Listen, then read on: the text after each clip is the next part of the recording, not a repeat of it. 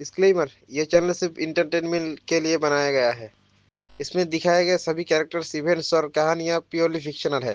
Real life persons, जगह या event से कोई इसका संबंध नहीं है। हमारा मकसद सिर्फ आपको एक फैंटेसी एक्सपीरियंस और स्टोरी टेलिंग का मजा देना है। तो सब्सक्राइब कीजिए और हमारे ये फैंटेसी दुनिया का हिस्सा बन जाइए। अगर आपको सिस्टम बेस्ड फैंटेसी, एक्शन और मैजिकल एडवेंचर्स पसंद है तो ये चैनल स्पेशली आपके लिए ही बनी है। सब्सक्राइब कीजिए और बन जाइए इस फैंटेसी जर्नी का हिस्सा। आप देख रहे हैं कल्टिवेशन मॉडल। अगर आपको हमारा कंटेंट पसंद आता है तो लाइक, शेयर और सब्सक्राइब जरूर करें। शरीरों का गठन बौद्ध शिष्यों की मृत्यु के बाद उनकी बौद्ध शक्ति से हुआ था। बौद्ध साधकों के लिए वे सर्वोच्च खजाने थे। जिन लोगों में शरीर बनाने की क्षमता होती थी उन्हें बौद्ध साधना तकनीकों की गहरी समझ होनी चाहिए थी और उनका साधना स्तर निम्न नहीं था। यह विशाल शरीर स्वर्ग लोक के एक बौद्ध शिष्य द्वारा छोड़ा गया था। 5 छोटे शरीर सर्वोच्च लोक के बौद्ध शिष्यों द्वारा छोड़े गए थे। ऐसा प्रतीत होता था कि दानव क्षेत्र का बौद्ध संप्रदाय भीषण संघर्ष में उलझा हुआ था। यहां तक कि स्वर्ग लोक का एक बौद्ध शिष्य भी शहीद हो गया था।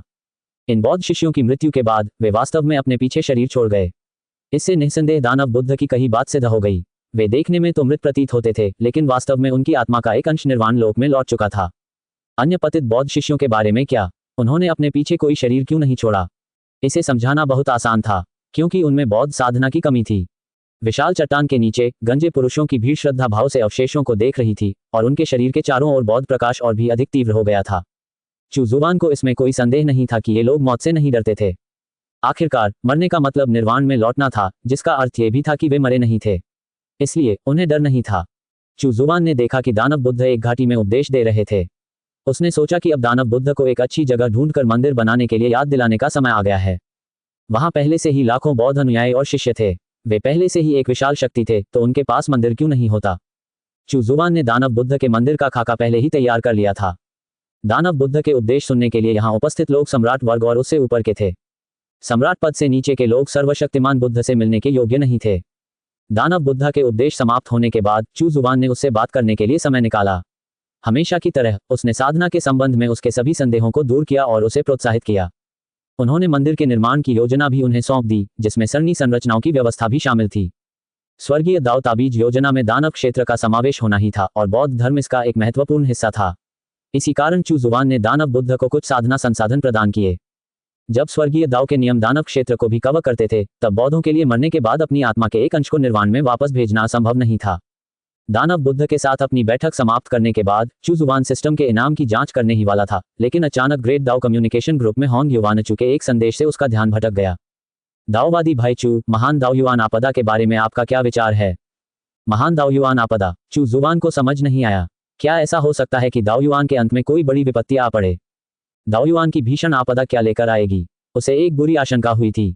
चूंकि दाओ युआन क्षेत्र के एक विशेषज्ञ ने इसे एक बड़ी आपदा बताया था, इसलिए यह निश्चित रूप से भयावह था।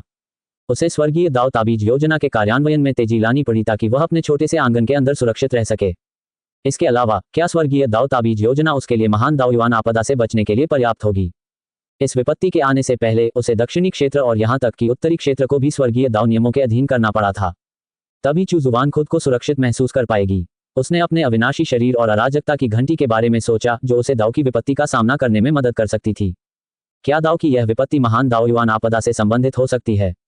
चूंकि वह समझ नहीं पा रहा था, इसलिए चू जुबान केवल अपने रहस्यमय और उदासीन व्यवहार को बनाए रखने की कोशिश कर सकता था। स्मर्फ अकाउंट खोलने के मुद्दे को एजेंडा में शामिल किया जाना चाहिए। उसे यह पता लगाना था कि महान दाओ युआन आपदा क्या थी। इसलिए उसने होंग युवानचू को जवाब दिया, मैं बस बैठकर इस भीषण आपदा को गुजरते हुए देखूंगा। वह अहंकार से भरा हुआ था। होंग युवानचू आह भरे बिना नहीं रह सकी। ये सच है, दाओ युआन की भीषण आपदा का हम पर कोई असर नहीं पड़ेगा, इसलिए इस पर ज्यादा ध्यान देने की जरूरत नहीं है। क्या महान दाओ युआन आपदा दाओ युआन क्षेत्र के साधकों को प्रभावित नहीं करेगी? क्या दाओ युआन क्षेत्र के कोई साथी दाओवादी हैं जिन्होंने महाविद्या में प्रवेश किया है? चू जुबान ने उत्सुकता से पूछा। वे इतनी जल्दी विपत्ति में कैसे प्रवेश कर सकते हैं?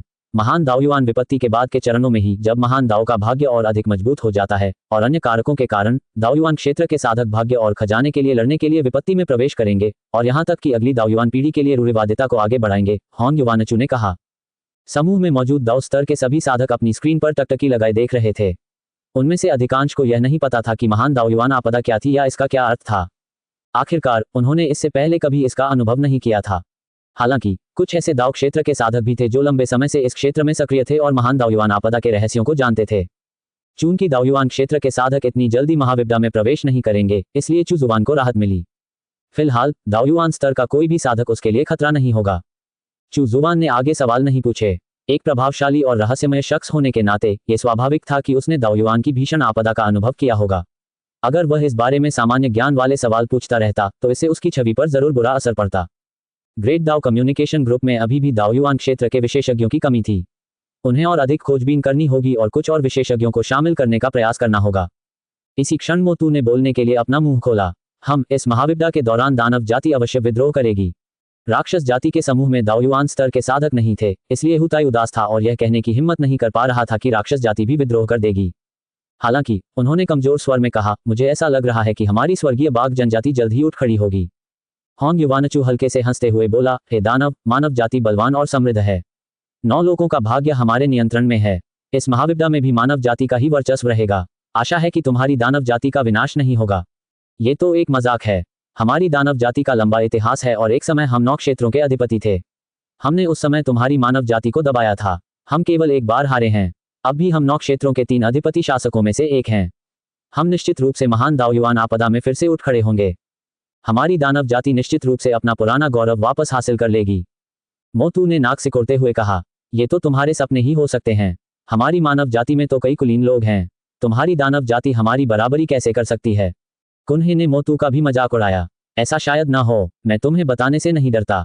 मुझे महसूस हो रहा है कि दानव क्षेत्र का भाग्य बदल रहा है और मैं भी इसे पूरी तरह से नहीं समझ पा रहा हूँ। इसका संबंध राक्षस जाति के उदय से अवश्य ही होगा।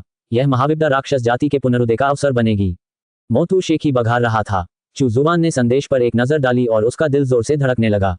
क्या ये बूढ़ा मोतू वाकई दानव क्षेत्र के भाग्य में होने वाले बदलावों को भांप सकता है? फिर भी चूंकि मोतू इसे देख नहीं सकता था, इसका मतलब यह था कि उसे दानव क्षेत्र में क्या हो रहा था इसकी जानकारी नहीं थी। क्या दानव क्षेत्र का भाग्य बदल रहा था? हाँ, लेकिन ये बौद्ध धर्म के उदय के अलावा और कुछ नहीं था। दानव बुद्ध स्वर्गिक दानव जनजाति से थे और भाग्य के वंशज भी थे। स्वाभाविक रूप से उन पर दानव क्षेत्र का भाग्य जुड़ा हुआ था। बौद्ध धर्म अपनाने के बाद दानव क्षेत्र का भाग्य और बौद्ध धर्म का भाग्य आपस में जुड़ गए। बाहर से देखने वाला कोई भी व्यक्ति स्वाभाविक रूप से सोचेगा कि दानव जाति का भाग्य मजबूत है और यह एक परिवर्तन से गुजर रही है। जब तक मोतू स्वयं दानव क्षेत्र में नहीं आता, तब तक उसे कभी पता नहीं चलेगा कि वास्तव में क्या हो रहा है।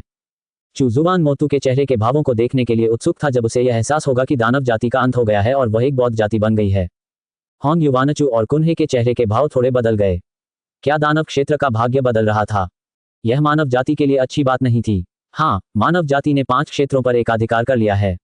हम दानव जाति से हारेंगे ही नहीं। यहां तक कि जब तुम्हारी दानव जाति अपने चरम पर थी, तब भी उसने 5 क्षेत्रों पर एकाधिकार नहीं किया था। होंग युवानचू ने ठंडी हंसी हंसी। हा, बस देखते रहो। इस महान दाओयुआन आपदा के दौरान हमारी दानव जाति अवश्य ही उठ खड़ी होगी। अगले दाओयुआन में हमारी दानव जाति 9 क्षेत्रों की अधिपति होगी। डेमन बुचा आत्मविश्वास से भरा हुआ था। चू जुबान की जिज्ञासा और भी बढ़ गई। आखिर महान दाओयुआन आपदा क्या थी? एक समय दानव जाति 9 लोगों की अधिपति थी और मानव जाति पर अत्याचार करती थी। अंत में उनकी हार क्यों हुई? चू जुबान को लगा कि उसे महान दाओयुआन आपदा के बारे में जानकारी प्राप्त करने के लिए जल्द ही अपना स्मर्फ खाता बनाना होगा। कुछ देर तक ग्रुप चैट पर नजर डालने के बाद मोतू ने रोक्सियन को उकसाते हुए कहा कि वह उसे नंगा कर देगा। रोक्सियन इतनी क्रोधित हो गई कि उसने उससे झगड़ा करना शुरू कर दिया। चू जुबान अवाक रह गई। मोतू एक बदमाश था और वो भी अच्छे किस्म का नहीं। झगड़ा करते रहो, झगड़ा करते रहो। दाओयुआन क्षेत्र के साधकों का ग्रुप चैट में बहस करना ओरिजिन दाओ क्रिस्टल के लिए अच्छी बात थी। इस तरह ये और भी अधिक दाओ आभा को अवशोषित करने में सक्षम होगा। इसके अलावा दाओ ऑरा में दाओयुआन क्षेत्र की कुछ अंतर्दृष्टि समाहित हो जाएंगी, जिससे ओरिजिन दाओ क्रिस्टल को अपने महान दाओ को पूर्ण करने में मदद मिलेगी। चू जुबान ने सिस्टम रिवार्ड की जांच की। माइरिया ड्रेसेस एटलस में 9 क्षेत्रों के इतिहास में मौजूद सभी जातियों विलुप्त जातियों सहित का रिकॉर्ड है, उनके विवरण, उनका प्रभाव इत्यादि। यह इनाम बिल्कुल सही समय पर मिला था। चू जुबान को विभिन्न जातियों के बारे में पर्याप्त जानकारी नहीं थी। मायरी ड्रेसेस एटलस की मदद से वह 9 क्षेत्रों के इतिहास में मौजूद जातियों के बारे में जानकारी प्राप्त कर सकता था, जिसमें विलुप्त हो चुकी जातियां भी शामिल थीं। चू जुबान बहुत उत्सुक थी। क्या असंख्य नस्लों के एटलस में विलुप्त हो चुकी नस्लों का विवरण वाकई सटीक रूप से दर्ज था? जब उसने पुरस्कार स्वीकार करने का विकल्प चुना तो उसके हाथ में एक मोटी किताब प्रकट हुई। चू जुबान ने ज्ञान को सीधे अपने दिमाग में समाहित करने का विकल्प नहीं चुना। इसके बजाय उसने उसे निकाला और धीरे धीरे पन्ने पलटे। वह अपने आंगन में रहते हुए समय बिताने के लिए इसका उपयोग कर सकता था। जब उसने असंख्य जातियों का एटलस खोला तो पहले पृष्ठ पर असंख्य जातियों का परिचय और यह उल्लेख था कि 9 क्षेत्रों में असंख्य जातियों की गणना किस समय से की जाएगी।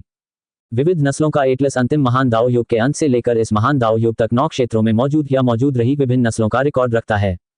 इसमें महान दाओ युग के बारे में छोटे छोटे शब्दों में एक पंक्ति भी लिखी हुई थी। 9 दाओयुआन एक महान दाओ युग का प्रतिनिधित्व करते हैं। प्रत्येक महान दाओ युग अनिश्चित काल तक अस्तित्व में रहता है। प्रत्येक 9 महान दाओयुआन आपदा के बाद एक महान दाओ आपदा आती है। महान दाओ आपदा समाप्त होने के बाद अगला महान दाओ युग शुरू होता है। 10,000 जातियों के एटलस पर लिखे नोट को देखकर चू जुबान चौंक गया। उसे लगा कि उसने महान दाओ के कुछ रहस्य जान लिए हैं। प्रत्येक 9 दाओयुआन एक महान दाओ युग था। यदि 9 महान दाओ युग होते तो क्या होता? वह तो बहुत दूर की बात थी। एक महान दाओ युग की अवधि ही बहुत लंबी होती थी।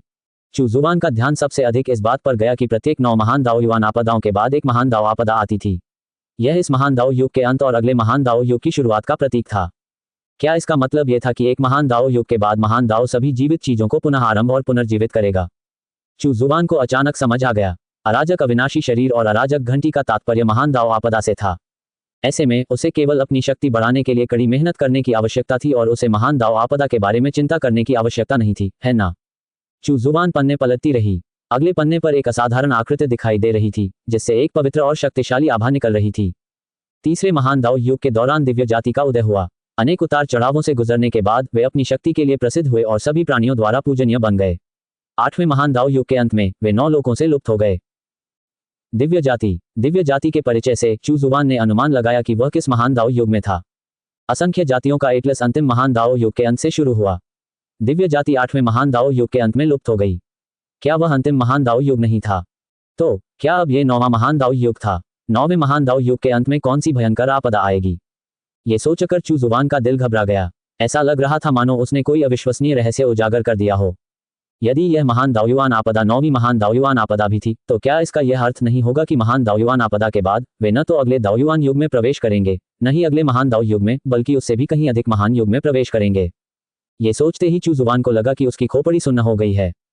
उसने अपने मन को शांत किया। यद्यपि इस दाओयुआन का अंत निकट था, साथ ही 9वें महान दाओ युग का भी, फिर भी महान दाओयुआन आपदा आने में अभी लंबा समय था। इसके अलावा उसे ये भी नहीं पता था कि यह 9वीं दाओयुआन आपदा होगी या नहीं। इसलिए उसके पास अभी भी मजबूत होने के लिए पर्याप्त समय था। वह इन विपत्तियों पर काबू पाने में सक्षम होगा। चू जुबान स्वर्गीय दाओ ताबीज योजना को पूरा करने के लिए और भी दृढ़ संकल्पित था। शायद 9 क्षेत्रों पर स्वर्गीय दाओ के नियम लागू हो जाने के बाद वह आपदाओं का सामना करने में सक्षम हो पाएगा। इसके लिए ओरिजिन दाओ क्रिस्टल को जल्द से जल्द अपग्रेड करना आवश्यक था। चू जुबान का अनुमान था कि होंग युवानचू और अन्य लोग महान दाओ आपदा के बारे में नहीं जानते थे। उनके अनुमान के अनुसार होंग युवानचू द्वारा आमंत्रित किए गए 2 दाओयुआन क्षेत्र के विशेषज्ञ भी कनिष्ठ माने जाते थे।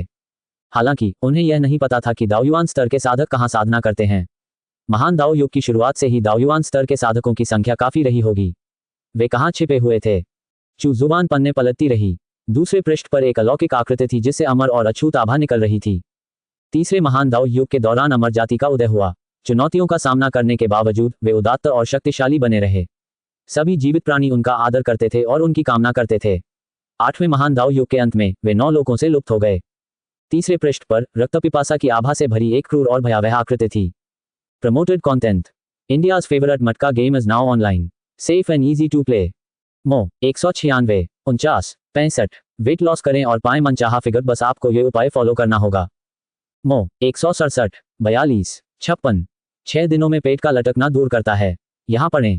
मो 522 131 174। तीसरे महान दाओ युग के दौरान दानव जाति का उदय हुआ। उन्होंने अनेक युद्ध लड़े पर कभी नष्ट नहीं हुए।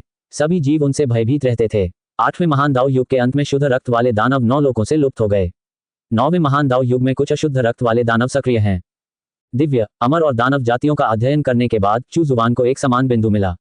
ये तीनों जातियां महान दाओ के तीसरे युग के दौरान उभरी और महान दाओ के 8वें युग के अंत में लुप्त हो गईं। केवल दानव जाति ने ही गैर शुद्ध रक्त वाले वंशज छोड़े थे, जो कि वर्तमान दानव जाति है। परिचय से यह भी पुष्टि हुई कि वे वर्तमान में 9वें महान दाओ युग में थे। इसी दौरान चू जुबान ने एक महत्वपूर्ण जानकारी पर भी ध्यान दिया।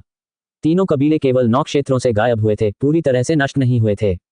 क्या इसका मतलब यह था कि तीनों नस्लें 9 क्षेत्रों के बाहर कहीं मौजूद थीं? क्या 9 क्षेत्रों से परे भी कोई दुनिया थी? चू जुबान बेहद हैरान थी। तीसरे महान दाओ युग में इन तीनों जातियों के उदय से लेकर 8वें महान दाओ युग के अंत में उनके लुप्त होने तक ये तीनों जातियां हमेशा अतुलनीय रूप से शक्तिशाली रही थीं। सभी जीव जंतु या तो इनका आदर करते थे या इनसे भयभीत रहते थे। तो क्या इन 3 जातियों ने तीसरे महान दाओ युग से लेकर 8वें महान दाओ युग तक प्रभुत्व बनाए रखा था? 8वीं महान दाओ युग के दौरान इतनी शक्तिशाली 3 जातियां क्यों लुप्त हो गईं? क्या 8वीं महान दाव आपदा इतनी भयानक थी कि कई महान दाव आपदाओं से गुजर चुकी ये तीनों जातियां भी इसका सामना नहीं कर पाईं? क्या महान दाव आपदा हर बार और अधिक शक्तिशाली होती गई? क्या 9वीं महान दाव आपदा और भी भयावह होगी? चू जुबान ने चौथा पृष्ठ पलटा। तीसरे महान दाव युग के दौरान राक्षस जाति सक्रिय थी। राक्षस जनजातियों के कई प्रकार थे। उनमें ड्रैगन, फीनिक्स और किलिन जैसी अधिपति जनजातियां भी शामिल थीं। ये अधिपति जनजातियां 8वें महान दाव युग के अंत में 9 क्षेत्रों से लुप्त हो गईं और शेष राक्षस जनजातियां 9 क्षेत्रों में सक्रिय रहीं। राक्षसी जनजातियों के वर्गीकरण के बारे में भी अन्य जानकारी थी। चौथे पृष्ठ पर राक्षस जाति के बारे में जानकारी थी। चू जुबान को आश्चर्य हुआ कि उसमें ड्रैगन, फीनिक्स और किलिन जैसे पौराणिक दिव्य प्राणियों का भी वर्णन था। ये जानना जरूरी था कि 9 क्षेत्रों में ड्रैगन, फीनिक्स और किलिन के बारे में कोई किंवदंतियां नहीं थीं। ऐसा प्रतीत होता है कि इसका कारण ये था कि वे 8वें महान दाव युग के अंत में गायब हो गए थे। वर्तमान राक्षस जाति में अतीत की राक्षस जाति के केवल अवशेष ही शामिल थे। चू जुबान की जिज्ञासा बढ़ती ही जा रही थी। आखिर 8वें महान दाव युग में ऐसा क्या हुआ था कि इतनी सारी शक्तिशाली जातियां लुप्त हो गईं? वह पन्ने पलटते हुए 5वें पन्ने पर पहुंच गया। जब चू जुबान ने 5वें पृष्ठ पर लिखी बातें देखी तो वह दंग रह गया। 5वें पृष्ठ पर दर्ज दौड़ उसकी उम्मीदों से कहीं परे थी। असंख्य जातियों के एटलस के पहले, दूसरे, तीसरे और चौथे पृष्ठों में क्रमशः दिव्य, अमर, दानव और नश्वर जातियों का परिचय दिया गया है। इसके अलावा इन चारों जातियों में एक समानता थी। ये सभी तीसरी महान दाव युग के दौरान उत्पन्न हुई थीं और 8वीं महान दाव युग के अंत में 9 क्षेत्रों से लुप्त हो गई थीं। दिव्य और अमर जातियां पूरी तरह से लुप्त हो गई थीं। राक्षसी जाति ने मिश्रित रक्त वाले वंशज छोड़े थे जो अभी भी 9 क्षेत्रों में सक्रिय थे। राक्षस जाति की अधिपति जनजातियां 9 क्षेत्रों से गायब हो गई थीं, लेकिन अभी भी कई अन्य जनजातियां थीं जो 9 क्षेत्रों में सक्रिय थीं। प्रस्तावनाओं में दी गई जानकारी से पता चलता है कि चारों जातियां बहुत शक्तिशाली थीं। हालांकि प्रस्तावना से ऐसा प्रतीत होता था कि अमर जाति को लाभ था। चुनौतियों का सामना करने के बावजूद वे महान और शक्तिशाली बने रहे। प्रस्तावना में पाठ की यह पंक्ति इंगित करती है कि यद्यपि अमर जाति को चुनौतियों का सामना करना पड़ा था, वे हमेशा उदात्त और शक्तिशाली रहे थे और उन्हें कोई बड़ी बाधा नहीं आई थी। दिव्य जाति के उतार चढ़ाव की तुलना में अमर लोगों की स्थिति कहीं अधिक स्थिर थी। इसके अलावा उन्हें पूजनीय मानने के साथ साथ उनके लिए लोगों में लालसा भी थी। उन्होंने कई लड़ाइयां लड़ी, लेकिन वे कभी नष्ट नहीं हुए। राक्षस स्पष्ट रूप से युद्ध कौशल में अच्छे थे, हालांकि वे अमर और दिव्य प्राणियों की तुलना में थोड़े कमजोर प्रतीत होते थे। चाहे कुछ भी हो, अमर, दिव्य प्राणी, राक्षस और दानव सभी अतुलनीय रूप से शक्तिशाली थे और उन्होंने कई महान दाव युगों का अनुभव किया था। चू जुबान ने अनुमान लगाया कि चून की देवदूत पहले पृष्ठ पर प्रकट हुए थे, इसलिए उन्हें अन्य 3 जातियों से पहले उठना चाहिए था। हालांकि 5वें पृष्ठ पर वर्णित दौड़ चू जुबान की अपेक्षाओं से कहीं अधिक रोमांचक थी। मानव जाति का उद्भव तीसरे महान दाव युग के मध्य में हुआ।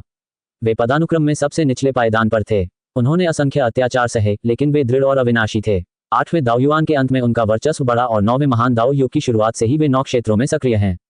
7वें दावयुआन के अंत में वे 9 क्षेत्रों के अधिपति बने और फिर 5 क्षेत्रों पर एकाधिकार स्थापित कर लिया। 5वें पृष्ठ पर दिखाई गई जाति वास्तव में मानव जाति थी। अन्य 4 जातियों की तुलना में उनका उदय कुछ समय बाद हुआ था और उनकी सामाजिक स्थिति निम्न थी। इसी कारण उन्हें हमेशा उत्पीड़न का सामना करना पड़ा। हालांकि 8वें महान दाव युग के अंत में उनका प्रभाव बढ़ा और वर्तमान महान दाव युग में वे 9 क्षेत्रों में सक्रिय हैं। 7वें दावयुआन के अंत में वे 9 क्षेत्रों के अधिपति बन गए। वर्तमान में 9 क्षेत्रों में मानव जाति सबसे शक्तिशाली थी। 5 क्षेत्रों पर उनका एकाधिकार था। 7वें दावयुआन काल के अंत में मानव जाति का उदय इस बात का प्रतीक था कि वे 7वीं महान दावयुआन आपदा के दौरान विजयी हुए थे। ऐसा प्रतीत होता है कि यह काल होंग युवानचू के उदय के साथ मेल खाता है। वह मानव जाति के महान पूर्वज थे और उन मानव विशेषज्ञों में से एक थे जिन्होंने मानव जाति को शिखर तक पहुंचाया था। वह 2 दावयुआन से साधना कर रहा था, इसलिए अब ये 9वां दावयुआन होना चाहिए। गणना पूरी करने के बाद चू जुबान का दिल कस गया। यह महान दावयुआन आपदा 9वीं महान दावयुआन आपदा थी। 9वें दावयुआन के बाद एक महान दाव आपदा आएगी। उसे जल्द से जल्द अपनी शक्ति बढ़ानी थी। उसे ये भी समझना था कि महान दावयुआन आपदा कैसे शुरू हुई और इसके क्या परिणाम हुए। चू जुबान ने पढ़ना जारी रखा और उसे मिश्रित रक्त वाले दानव जाति के साथ साथ पाताल लोक जाति का परिचय भी देखने को मिला। पाताल लोक की जाति 5वें दावयुआन काल में प्रमुखता से उभरी। वे अक्सर मनुष्यों पर कब्जा कर लेते थे और उनके शरीर को नियंत्रित करते थे। 7वें दावयुआन काल के अंत में उन्हें मनुष्यों ने पराजित कर दिया। उनका भाग्य अंधकार में हो गया और वे 9 लोकों में छिप गए। अब वे विलुप्त होने की ओर अग्रसर हैं। चू जुबान थोड़ा हैरान था। असंख्य जातियों के एटलस में पाताल लोक की जाति का जो रिकॉर्ड है, जिसमें से कुछ लोग भूत बन चुके थे, उसमें लिखा है कि पाताल लोक की जाति विलुप्त होने की कगार पर है।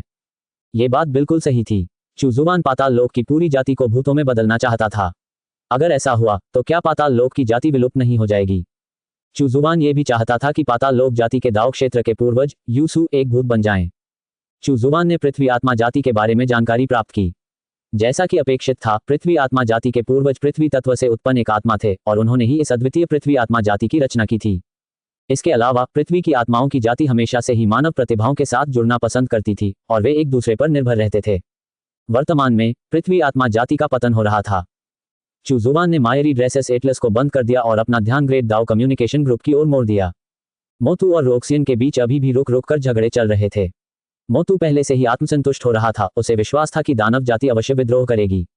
अब स्मर्फ अकाउंट बनाने का समय आ गया था। दाओयुआन की महान आपदा बहुत महत्वपूर्ण थी, इसलिए उसे इसे पूरी तरह से समझना और इसके लिए तैयारी करना आवश्यक था। अब उसके फर्जी खाते शुआई पोटियन के सामने आने का समय आ गया था। समूह के नेता के रूप में ग्रेट दाओ कम्युनिकेशन ग्रुप में उनका अपना विशेष कार्य होना चाहिए, जैसे कि निजी चैट, है ना। कुछ बातें ऐसी थीं जिन पर समूह में चर्चा करना उचित नहीं था। आखिरकार उस समूह में दाओ स्तर के कई साधक मौजूद थे। उन्हें महान दाओ आपदा के रहस्य को जानने की कोई आवश्यकता नहीं थी। चुजुवान ने हुआंग लॉन्ग से निजी तौर पर बात करने और ये पूछने का मौका ढूंढने का फैसला किया कि क्या वह महान दाओ आपदा के बारे में कुछ जानता है। यदि हुआंग लॉन्ग का जन्म इस महान दाओ युग में हुआ होता और उसने कभी महान दाओ आपदा का अनुभव नहीं किया होता, तो उसे भी महान दाओ आपदा के बारे में पता नहीं होता। आइए हमारे नन्हे दोस्त शुआई पोटियन का स्वागत करें। चुजुवान ने समूह को एक संदेश भेजा और अपने वैकल्पिक खाते को सक्रिय कर दिया। समूह में सन्नाटा छा गया। शुआई पोटियन, वह कितना सुंदर था। टीएन, शुआई का अर्थ है सुंदर। वाह, यह महान दाओ संचार समूह काफी दिलचस्प है। यहाँ तक कि दाओयुआन क्षेत्र के विशेषज्ञ भी हैं। चुजुवान ने अपने स्मर्फ का उपयोग करके एक संदेश भेजा। यंग कोंग सबसे पहले उसका स्वागत करने के लिए आगे आया। वैसे भी वह समूह में सबसे कमजोर था, इसलिए वह बहुत सक्रिय था। शायद उसे कुछ लाभ मिल सके। Promoted content. India's favourite matka game is now online, safe and easy to play. मो 810 203 270 6 दिनों में पेट का लटकना दूर करता है। यहाँ पढ़ें। मो 664 166 221। तेजी से वजन कम करना चाहते हैं तो तुरंत क्लिक करें और उपाय जानें। मो 715 179 238। स्वागत है साथी दाओवादी शुआई पोटियन। धन्यवाद धन्यवाद। पहले मुझे अपना परिचय देने दीजिए। चुजुवान ने अपने स्मर्फ अकाउंट के बैकग्राउंड की तस्वीर बनाना शुरू किया। वह एक बेहद शक्तिशाली परिवार का जूनियर सदस्य था। वह विशेष रूप से बलवान नहीं था और उसने दाओ क्षेत्र के केवल 6ठे स्तर तक ही पहुंच प्राप्त की थी। वह निश्चित रूप से थोड़ा अधिक उम्र का था, लगभग 3000 वर्ष का। दाओ क्षेत्र के 6ठे स्तर पर 3000 साल पुराना साधक लोगों को डरा देगा, है ना। दाओयुआन क्षेत्र के विशेषज्ञ भी चौंक जाएंगे, है ना। चुजुवान ने मन ही मन बुदबुदाया। क्या 3000 साल पुराना दाओ स्तर का साधक थोड़ा ज्यादा ही राक्षसी नहीं था। हालांकि दोबारा सोचने पर पता चला कि वह स्वयं 100 वर्ष का होने से बहुत दूर था, फिर भी वह दाओ क्षेत्र के दूसरे स्तर पर पहुंच चुका था। उसका नकली खाता इसके सामने फीका पड़ गया। इसी विचार को ध्यान में रखते हुए चुजुवान ने अपने व्यक्तित्व और पृष्ठभूमि की पुष्टि की और समूह चैट में अपना परिचय देना शुरू किया। मेरा नाम शुआई पोटियन है। मेरी उम्र 3000 साल है। मेरी साधना 6ठे स्तर तक पहुंच चुकी है। मेरी प्रतिभा कुछ कम नहीं है ना। बस दिक्कत यह है कि मेरे परिवार का वो बुजुर्ग मुझसे संतुष्ट नहीं है। शुआई पोटियन एक भोला भाला और मासूम नन्हा लड़का था जो इससे पहले कभी अपने घर से बाहर नहीं निकला था। ग्रेट दाओ कम्युनिकेशन ग्रुप पूरी तरह से चुप हो गया।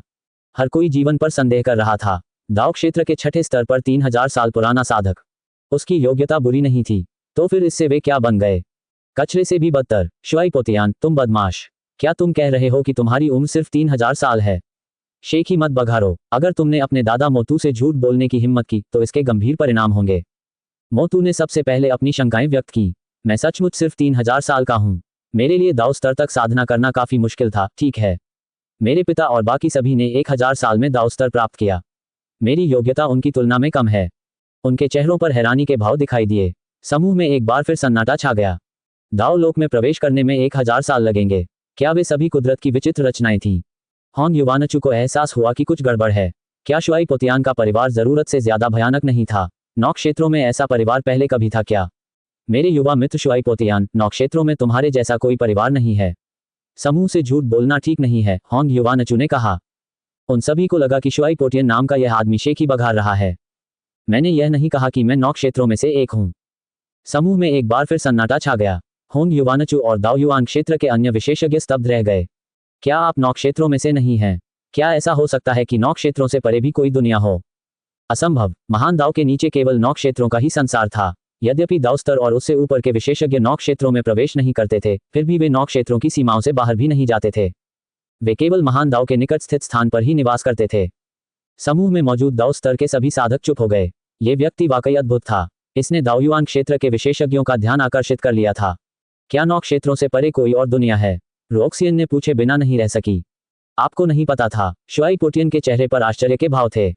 फिर जैसे उसे कुछ याद आया और उसने कहा, ओह हाँ सही कहा, आपको पता नहीं होना चाहिए। फिर उसने उत्साह से पूछा, जल्दी बताओ नौ क्षेत्र कैसे हैं? मुझे नौ क्षेत्रों में बहुत दिलचस्पी है। बस दिक्कत यह है कि घर पर मेरी बुढ़िया मुझे तब तक बाहर नहीं जाने देती जब तक मैं दाओयुआन क्षेत्र में प्रवेश न कर लूं। ये बहुत निराशाजनक है। समूह में मौजूद हर किसी के दिल में सिहरन दौड़ गई। उन्होंने किस प्रकार का अविश्वसनीय रहस्य खोज निकाला था? क्या नौ क्षेत्रों से परे कोई और दुनिया थी? क्या वास्तव में ऐसा कोई शक्तिशाली परिवार था? क्या आपका पूरा परिवार दाओयुआन क्षेत्र में पहुंच गया है? मोतू ने अपनी लार नीली और पूछा। बिल्कुल सही, मेरे अलावा सभी दाओयुआन स्तर तक पहुंच चुके हैं। आखिर मैं सबसे छोटा हूं। इसके बाद समूह के सदस्यों ने एक के बाद एक प्रश्न पूछना शुरू कर दिया। वे नौ क्षेत्रों से परे की दुनिया के बारे में वास्तव में उत्सुक थे। हालांकि उनके संदेह अभी भी बरकरार थे। ये बात विशेष रूप से दाओयुआन क्षेत्र के कुछ चुनिंदा विशेषज्ञों के लिए सच थी। वे कमजोर नहीं थे, वे ऐसे अस्तित्व थे जो महान दाओ का अनुसरण कर सकते थे। यदि नौ क्षेत्रों के बाहर कोई और दुनिया होती तो वे इसके बारे में कैसे नहीं जानते? जब तक हुआंग लॉन्ग ने बोलना शुरू नहीं किया तब तक उनके संदेह दूर नहीं हुए थे। संभवतः नौ क्षेत्रों से परे भी एक दुनिया हो सकती है। बहुत समय पहले मेरी मुलाकात महान दाओ के एक ऐसे व्यक्ति से हुई थी जिसका स्वभाव असाधारण था। उसने कहा कि वह नौ क्षेत्रों से नहीं आया है और न ही वह नौ क्षेत्रों में प्रवेश करेगा। होंग युवानचू और अन्य लोग स्तब्ध रह गए। क्या वाकई नौ क्षेत्रों से परे कोई और दुनिया मौजूद थी? फिर अविश्वसनीय रूप से शुआई पोटियन की कही बात सच निकली। उसका परिवार बेहद शक्तिशाली था। हुआंग लॉन्ग के शब्दों ने निस्संदेह चू जुबान के अनुमान की पुष्टि कर दी। नौ क्षेत्रों से परे एक और दुनिया थी और वहां दिव्य, अमर और दानव जातियां विद्यमान थीं। हुआंग लॉन्ग जिस व्यक्ति से मिला उसका स्वभाव असाधारण था। वह निस्संदेह अमर जाति का विशेषज्ञ होना चाहिए। लेकिन उसने नौ क्षेत्रों में प्रवेश क्यों नहीं किया? चू जुबान ने अनुमान लगाया कि उन जातियों को संभवतः महान दाओ द्वारा नौ क्षेत्रों से निष्कासित कर दिया गया था। यही एकमात्र कारण था कि उन्हें नौ क्षेत्रों में प्रवेश करने की अनुमति नहीं थी। शायद जब वे नौ क्षेत्रों में प्रवेश करेंगे तो उन्हें महान दाओ द्वारा निष्कासित कर दिया जाएगा या उन्हें महान दाओ की किसी आपदा का भी सामना करना पड़ सकता है। अब जबकि यह पुष्टि हो गई थी कि शुआई पोटियन झूठ नहीं बोल रहा था, दाओयुआन क्षेत्र के विशेषज्ञों सहित उन सभी ने अपनी बड़ी हस्तियों वाली पहचान को त्याग दिया और नौ क्षेत्रों से परे की दुनिया के बारे में शुआई पोटियन के ज्ञान को सुनने के लिए उससे संवाद करना शुरू कर दिया।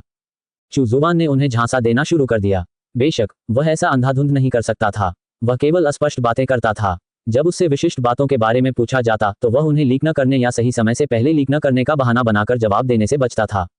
उसी समय उन्होंने नौ क्षेत्रों के बारे में भी पूछना शुरू कर दिया। उनका व्यक्तित्व ऐसा था मानो वे नौ क्षेत्रों से परिचित न हों। जहां तक नौ क्षेत्रों के अस्तित्व के बारे में जानने की बात है, चू जुबान ने झूठ बोला और कहा कि परिवार के पूर्वज नौ क्षेत्रों से आए थे, इसलिए इसके रिकॉर्ड मौजूद हैं। जब होंग युवानचू और अन्य लोगों ने नौ क्षेत्रों से बाहर निकलने का तरीका पूछा तो चू जुबान ने कहा कि उसे नहीं पता। हालांकि वह बड़ों से पूछने आदि में उनकी मदद करने का अवसर ढूंढ सकता है। कुछ छल कपट के बाद चू जुबान ने अंततः इन दाओयुआन और दाओ क्षेत्र के साधकों से नौ क्षेत्रों के बारे में बहुत सारे रहस्य सीखे। इसमें यह जानकारी शामिल थी कि वे कहाँ रह रहे थे और उन्होंने नौ क्षेत्रों में प्रवेश क्यों नहीं किया। सर्वप्रथम सभी दाओ क्षेत्र के योद्धा निर्जन प्राचीन क्षेत्र के मूल में विद्यमान थे। यह अफवाह थी कि यह नौ क्षेत्रों का उद्गम स्थल था, इसीलिए इसे निर्जन प्राचीन आदिम भूमि के नाम से भी जाना जाता था। प्राचीन निर्जन आदिम भूमि एक रहस्यमय ऊर्जा अवरोध से घिरी हुई थी और केवल दाओ क्षेत्र के विशेषज्ञ ही उसमें प्रवेश कर सकते थे। नौ क्षेत्रों में से वही स्थान महान दाओ के सबसे निकट था। प्राचीन निर्जन भूमि में साधना करने से महान दाओ को अधिक निकटता से समझने का अवसर मिलता था। केवल प्राचीन निर्जन भूमि में ही ऐसे खजाने थे जो दाओ स्तर की साधना के लिए उपयुक्त थे। ऐसा नहीं था कि नौ क्षेत्रों में ऐसे खजाने नहीं थे, बल्कि वे बहुत दुर्लभ थे। इसके अलावा गुणवत्ता के मामले में वे उजाड़ प्राचीन आदिम भूमि से तुलना नहीं कर सकते थे।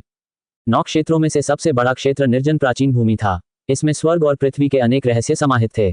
आमतौर पर सर्वोच्च खजानों की खोज में केवल दिव्य स्तर के साधक ही निर्जन प्राचीन भूमि में सक्रिय रहते थे। जो भी दिव्य लोक में प्रवेश करता वह निर्जन प्राचीन क्षेत्र में पहुंच जाता। ये लगभग एक प्रकार की अंतर्ज्ञान जैसी बात थी। चू जुबान को लगा कि यह नौ क्षेत्रों में स्वर्ग और पृथ्वी के नियमों के कारण ही होना चाहिए। निर्जन प्राचीन क्षेत्र नौ क्षेत्रों में सबसे बड़ा क्षेत्र था जिसमें कई रहस्य समाहित थे और यह अफवाह थी कि यहीं पर स्वर्ग और पृथ्वी की उत्पत्ति हुई थी। यहाँ तक कि दाओयुआन क्षेत्र के विशेषज्ञ भी यह कहने का साहस नहीं करते थे कि उन्हें निर्जन प्राचीन क्षेत्र की पूरी समझ है। दाओ क्षेत्र के विशेषज्ञ आसानी से निर्जन प्राचीन आदिम भूमि को नहीं छोड़ते थे। इसका कारण यह था कि निर्जन प्राचीन आदिम भूमि में प्रवेश करने के बाद वे महान दाओ को निकट से समझ सकेंगे। उनके शरीर और आत्मा शुद्ध हो जाएंगे और वहां दाओ आभा प्रचुर मात्रा में मौजूद होगी।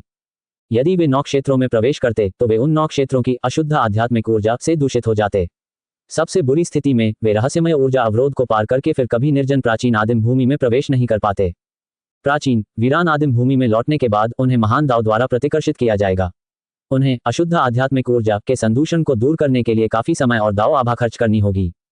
चूजुवान को अचानक ये बात समझ में आई, इसलिए इसमें कोई आश्चर्य की बात नहीं थी कि नौ क्षेत्रों में कोई दाव स्तर का विशेषज्ञ नहीं था। तो यही कारण था। संभवतः दाव क्षेत्र में प्रवेश करने के बाद व्यक्ति अपनी अंतर्ज्ञान से प्रभावित होगा और अनजाने में ही निर्जन प्राचीन आदिम भूमि की ओर अग्रसर होगा। यह निश्चित रूप से महान दाव का एक प्रतिबंध था और यह 9 क्षेत्रों में स्वर्ग और पृथ्वी के नियमों का एक आदेश भी था। इसने दाव क्षेत्र के विशेषज्ञों को 9 क्षेत्रों में प्रवेश करने और भारी नुकसान पहुंचाने से रोका। चूजुवान को लगा कि जिस वजह से वह इससे अप्रभावित था उसका संबंध शायद सिस्टम से था। जब तक दाव क्षेत्र के विशेषज्ञ 9 क्षेत्रों में प्रवेश नहीं करते, चूजुवान निश्चिंत रहेगा। वह धीरे धीरे विकास कर सकता है। जब 9 क्षेत्रों के स्वर्ग और पृथ्वी के नियम स्वर्गीय दाव नियम बन जाएंगे, तब वह 9 क्षेत्रों में प्रवेश करने वाले किसी भी दाव क्षेत्र के विशेषज्ञ से भयभीत नहीं होगा। हालांकि होंग युवानचू के अनुसार दाव क्षेत्र के विशेषज्ञों के लिए 9 क्षेत्रों में प्रवेश न करना सामान्य बात थी, लेकिन जब महान दाव युवान आपदा एक निश्चित सीमा तक विकसित हुई तो दाव क्षेत्र के विशेषज्ञ 9 क्षेत्रों में प्रवेश कर सकते थे। होंग युवानचू ने महान दाव युवान आपदा का अनुभव किया था, इसलिए वह स्वाभाविक रूप से जानता था कि महान दाव युवान आपदा का क्या अर्थ है। उनके अनुसार जब महान दाव युवान आपदा आई तो महान दाव की इच्छा 9 क्षेत्रों में प्रवाहित हुई। भाग्यशाली लोग अपने भाग्य का उपयोग करके ऊपर उठेंगे और अपनी साधना की बेड़ियों को तोड़ेंगे। जो भी भाग्य में सफल होगा उसे महान दाव का आशीर्वाद प्राप्त होगा और वह निश्चित रूप से अद्वितीय विशेषज्ञ बनेगा। वे अगली दाव युवान पीढ़ी के दिग्गज भी बन जाएंगे और अपनी विरासत छोड़ जाएंगे। होंग युवानचू 7वें दाव युवान के अंत में उठे और भाग्य के लिए संघर्ष किया। वे अपने दाव मार्ग को खोलने में सफल रहे और 8वें दाव युवान में मानव जाति का उत्थान करते हुए 9 क्षेत्रों के अधिपति बन गए। महान दाव युवान आपदा एक विपत्ति होने के साथ साथ एक अवसर भी थी। होंग युवानचू के अनुभव के अनुसार महान दाव युवान आपदा के बाद के चरणों में भाग्य के लिए लड़ने का मौका मिलेगा और महान दाव खजाने दाव क्षेत्र के विशेषज्ञों को आपदा की ओर आकर्षित करेंगे। आमतौर पर इस आपदा में प्रवेश करने वाले लोग दाव क्षेत्र के 16वें स्तर से नीचे के विशेषज्ञ होते थे। जब दाव क्षेत्र के 16वें स्तर से ऊपर के साधक विपत्ति में प्रवेश करते थे तो उन्हें और भी बड़े खतरे का सामना करना पड़ता था। जरा सी भी लापरवाही से दाव हृदय विपत्ति उत्पन्न हो सकती थी और उन्हें महान दाव द्वारा खदेड़कर समाप्त कर दिया जाता था। होंग युवानचू ने एक अच्छे मित्र का उदाहरण दिया जो 26वें स्तर का दाव क्षेत्र का साधक था। वह मित्र अंतिम महान दाव युवान आपदा में फंस गया और अंत में उसकी मृत्यु हो गई और उसका दाव लुप्त हो गया। ट्रांसलेशन। आप देख रहे हैं कल्टिवेशन मॉडल। अगर आपको हमारा कंटेंट पसंद आता है तो लाइक, शेयर और सब्सक्राइब जरूर करें। होंग युवानचू द्वारा महान दाव युवान आपदा की व्याख्या सुनने के बाद चूजुवान को लगा कि महान दाव युवान आपदा शायद उन तरीकों में से एक है जिनसे महान दाव ने संतुलन बनाया था। सभी जीवित प्राणियों के विनाश के बाद राख से नए जीवन रूपों का पुनर्जन्म होगा। ये जीवन रूप निरंतर विकसित होते रहेंगे और अंततः महान दाव को पार कर जाएंगे। शायद इसी वजह से इसने दाव क्षेत्र के साधकों को भी विपत्ति की ओर आकर्षित किया। ये जानने के बाद चूजुवान ने फैसला किया कि महान भाग्य के लिए प्रयास करो। इसलिए उनके शिष्यों के लिए महान दाव युवान आपदा की तैयारी करने का समय आ गया था। ये दुर्भाग्यशाली बच्चे शायद महान दाव युवान आपदा में प्रवेश करने के लिए नियत हों। जब भी दाव युवान की कोई भीषण आपदा आती थी, अचानक एक नई जाति का उदय होता था। उनमें से कुछ अपने उत्थान के बीच में ही लड़खड़ा जाते थे, जबकि अन्य भाग्य के एक छोटे से अंश के लिए संघर्ष करते हुए 9 क्षेत्रों में सक्रिय हो जाते थे। इस महान दाव युवान आपदा के दौरान भूत जाति को उठ खड़ा होना चाहिए। अगर योजना के मुताबिक सब कुछ हुआ तो अगले दाव युवान काल में भूत जाति एक शक्तिशाली जाति बन जाएगी। यहाँ तक कि यह भी संभव है कि मरने के बाद सभी जीवित प्राणी भूत बन जाएं। हालांकि यह महान दाव युवान आपदा 9वीं महान दाव युवान आपदा थी। संभवतः यह एक नए दाव युवान की शुरुआत का संकेत नहीं देगी, बल्कि इसके बजाय एक महान दाव आपदा का स्वागत करेगी। चाहे कुछ भी हो जाए, चूजुवान विपत्ति में अपने शिष्यों द्वारा किए गए महान भाग्य के संघर्ष का लाभ उठाना चाहता था। इसके लिए स्वर्गीय दाव ताबीज योजना अत्यंत महत्वपूर्ण थी। यह महान दाव आपदा से उबरने के प्रमुख तरीकों में से एक था। सच कहूं तो चूजुवान को महान दाव युवान आपदा की ज्यादा चिंता नहीं थी। असल में उसे खतरे का एहसास महान दाव युवान आपदा के बाद आने वाली महान दाव आपदा से हुआ। महान दाव आपदा ही असली खतरा थी। दाव क्षेत्र के साधक निर्जन प्राचीन आदिम भूमि में निवास करते थे, लेकिन दाव युवान क्षेत्र के विशेषज्ञ वहां निवास नहीं करते थे। शू यांग और कुछ दाव क्षेत्र के साधकों को छोड़कर, जिनके पास दाव युवान क्षेत्र के गुरु थे, बाकी दाव क्षेत्र के साधकों को यह नहीं पता था कि दाव युवान क्षेत्र के विशेषज्ञ कहाँ रहते हैं। होंग युवानचू 9 क्षेत्रों से बाहर निकलने का तरीका खोजने की उम्मीद कर रहा था और इसलिए चूजुवान के स्मर्फ शुआई पोटियन का पक्ष जीतने के लिए उसने दाव युवान विशेषज्ञों के निवास का रहस्य उजागर कर दिया। दाव युवान क्षेत्र के विशेषज्ञ अभी भी 9 क्षेत्रों में निर्जन प्राचीन आदिम भूमि के ऊपर एक अन्य अवरोध द्वारा अलग किए गए एक खाली स्थान में निवास करते थे। ये वह स्थान था जो महान दाव के सबसे करीब था। प्रत्येक दाव युवान विशेषज्ञ ने इस खाली स्थान में अपना अपना दाववादी हॉल स्थापित किया। वे यहाँ लंबे समय तक रहे, निरंतर महान दाव अपने दाव पथों को समझते रहे और महान दाव पर चलते रहे। दाव युवान क्षेत्र के विशेषज्ञों के लिए 9 क्षेत्रों में प्रवेश करना और भी कम संभव था। यदि वे अशुद्ध आध्यात्मिक ऊर्जा से दूषित हो जाते तो महान दाव से उन्हें मिलने वाला दंड और भी गंभीर होता। इसके अलावा महान दाव युवान आपदा से दाव युवान क्षेत्र के विशेषज्ञों पर वैसे भी कोई असर नहीं पड़ेगा। चूजुवान को अचानक ये बात समझ में आई। इसमें कोई आश्चर्य की बात नहीं थी कि उस समय दानव जाति मनुष्यों से पराजित हो गई थी। दरअसल उनके दाओयुआन क्षेत्र के विशेषज्ञ हस्तक्षेप नहीं कर सकते थे। इसका यह भी अर्थ था कि चाहे कितने भी दाओयुआन क्षेत्र के विशेषज्ञ हों, ये व्यर्थ था। यदि वे जबरदस्ती हस्तक्षेप करते तो संभवतः उन्हें महान दाव द्वारा दंडित किया जाता। महान दाव ने दाओयुआन और दाओ क्षेत्र के विशेषज्ञों पर कई प्रतिबंध लगाए थे। चू जुवान को लगा कि महान दाव का जल गहरा है और इसके पीछे अनगिनत रहस्य छिपे हैं। होंग युवानचू को जो पता था वह शायद हिमशैल का एक छोटा सा हिस्सा मात्र था। आखिरकार उन्हें महान दाव आपदा के बारे में पता भी नहीं था, जिसका अर्थ है कि महान दाव के बारे में उनके ज्ञान में स्पष्ट कमियां थीं। महान दाव आपदा दाओयुआन क्षेत्र के विशेषज्ञों को भी प्रभावित करेगी। चू जुवान का मानना था कि केवल वही लोग महान दाव आपदा को अनदेखा कर सकते हैं जिन्होंने वास्तव में महान दाव को पार कर लिया हो। इसलिए उन्होंने जिस मार्ग का अनुसरण किया वह अपने स्वयं के महान दाव की प्राप्ति और स्थापना के लिए प्रयास करना था। शुआई पोटियन नाम का फर्जी अकाउंट ग्रुप चैट में सक्रिय था, जबकि चू जुवान निजी चैट के लिए हुआंग लॉन्ग की तलाश में गई हुई थी। साथ ही दाववादी हुआंग लॉन्ग, क्या आपने कभी महान दाव आपदा का अनुभव किया है? उन्होंने बात को घुमा फिराकर नहीं कहा और सीधे सवाल पूछ लिया। हुआंग लॉन्ग बहुत आश्चर्यचकित हुआ और उसने पूछा, साथी दाववादी चू, यह महान दाव आपदा क्या है? हुआंग लॉन्ग का जवाब सुनकर चू जुवान को अब पता चल गया था कि हुआंग लॉन्ग का जन्म 9वें महान दाव युग में हुआ था, इसलिए वह महान दाव आपदा के अस्तित्व से अनजान था। महान दाव आपदा महान दाओयुआन आपदा के बाद आएगी। अब ज्यादा समय नहीं बचा है, चू जुवान ने आह भरते हुए समझाया। इससे मुझ पर कोई असर नहीं पड़ना चाहिए, है ना? हुआंग लॉन्ग ने कुछ अनिश्चित भाव से पूछा। ग्रेट दाव की विपत्ति बहुत ही भयावह लग रही थी। हुआंग लॉन्ग महान दाव का प्राणी था, इसलिए चू जुवान को नहीं पता था कि वह प्रभावित होगा या नहीं, इसलिए उसके पास जवाब देने का कोई तरीका नहीं था। उन्होंने हुआंग लॉन्ग से केवल इतना कहा कि वे महान दाव में होने वाले परिवर्तनों पर अधिक ध्यान दें और किसी भी प्रकार की असामान्यताओं के बारे में उन्हें सूचित करें। चू जुवान को पूरा यकीन था कि महान दाव आपदा आने से पहले महान दाव में कुछ न कुछ गड़बड़ी जरूर होगी। महान दाव का प्राणी होने के नाते ड्रैगन लॉर्ड स्वाभाविक रूप से ऐसी गड़बड़ियों के प्रति बहुत संवेदनशील होगा। हुआंग लॉन्ग के साथ अपनी निजी बातचीत समाप्त करने के बाद चू जुवान ने कैस दाव मिरर निकाला। कैस दाव मिरर न केवल दाव क्षेत्र और उससे ऊपर के योद्धाओं की खोज करने में सक्षम था, बल्कि उसमें जानकारी निकालने की क्षमता भी थी।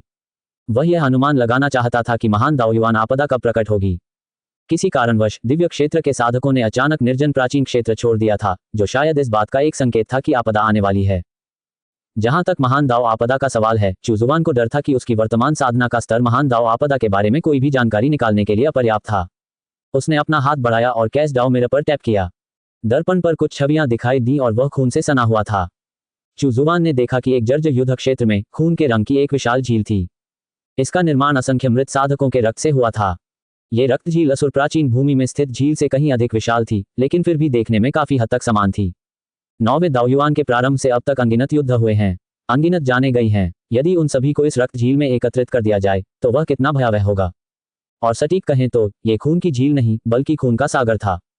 कैस दाव मिरर में प्रदर्शित जर्जर युद्ध क्षेत्र निस्संदेह वह स्थान था जहां 9 क्षेत्रों ने कभी युद्ध किया था। कोई नहीं जानता था कि यह किस स्थानिक आयाम में समाहित हो गया था। तस्वीर में दिख रहा खून का सागर उग्र रूप से उफान पर था। फिर एक के बाद एक जीव उस खून के सागर से बाहर निकलने लगे। उनके माथे पर मस्से थे, चेहरे की बनावट बदसूरत थी और उनके चारों ओर रक्त पिपासा हुआ था। रक्त सागर लगातार उनकी संख्या में वृद्धि कर रहा था। 9वें दाओयुआन का आक्रोश। इनकी उत्पत्ति 9वें महान दाओयुआन आपदा से हुई है और ये रक्त सागर से उत्पन्न हुए हैं। जो रक्त पिपासा रखते हैं वे मरते नहीं, वे आपदा के वाहक हैं, रक्त दानव जाति। कैस दाव मिरर पर कुछ जानकारी प्रकट हुई जो बाद में गायब हो गई। चू जुवान की वर्तमान साधना के अनुसार वह इससे अधिक जानकारी प्राप्त नहीं कर सका। चू जुवान का चेहरा बदल गया। खून के प्यासे रक्तपिपासु जीव विपत्ति और रक्त सागर से उत्पन्न हुए थे। वे विपत्ति के वाहक थे जिन्हें युद्ध क्षेत्र में पुनर्जीवित किया जा सकता था। भयानक युद्ध के मैदान में खून के प्यासे राक्षसों की कभी कमी नहीं होगी। क्या ऐसा हो सकता है कि उन्हें मारा ही न जा सके? जैसा कि 9वीं दाओयुआन आपदा से अपेक्षित था, इसने एक ऐसी भयानक जाति को जन्म दिया था। हालांकि उसे यह नहीं पता था कि युद्ध क्षेत्र कहाँ था। उम्मीद है कि यह उत्तरी क्षेत्र में नहीं था। चू जुवान को संकट और तात्कालिकता का एहसास हुआ। अपनी आध्यात्मिक शक्ति को पुनः प्राप्त करने के बाद उसने एक बार फिर अराजकता दाव दर्पण का उपयोग किया। इस बार युद्ध क्षेत्र के स्थान का पता लगाने का प्रयास किया। ये सिर्फ उत्तरी क्षेत्र में ही नहीं बल्कि पूरे 9 क्षेत्रों में है। रक्तदानवी राक्षस 9 क्षेत्रों में फैले हुए थे। इसका यह भी अर्थ था कि ऐसे एक से अधिक प्राचीन युद्ध क्षेत्र थे और उनमें से एक अंततः उत्तरी क्षेत्र में प्रकट होगा। चू जुवान को तीव्र खतरे का आभास हुआ। यदि रक्त राक्षस उत्तरी क्षेत्र में प्रकट होकर वहां तबाही मचाते तो वे निश्चित रूप से उसके छोटे से आंगन में स्थित शांतिपूर्ण निवास को अशांत कर देते। उससे पहले यह सुनिश्चित करना था कि उत्तरी क्षेत्र में भी स्वर्गीय दाव के नियम लागू हों। ऐसा करने से वह नियमों में बदलाव कर सकेगा ताकि रक्त राक्षसों को उत्तरी क्षेत्र में प्रवेश करने से रोका जा सके। फिर उसने कैस दाव मिरर का उपयोग करके उस समय का अनुमान लगाया जब महान दाओयुआन आपदा शुरू होगी। 10 साल में विपत्ति शुरू हो जाएगी। चू जुवान ने मन ही मन कोसते हुए कहा। यह बहुत तेज था। 10 साल में दाओयुआन स्तर तक पहुंच पाना उसके लिए नामुमकिन था।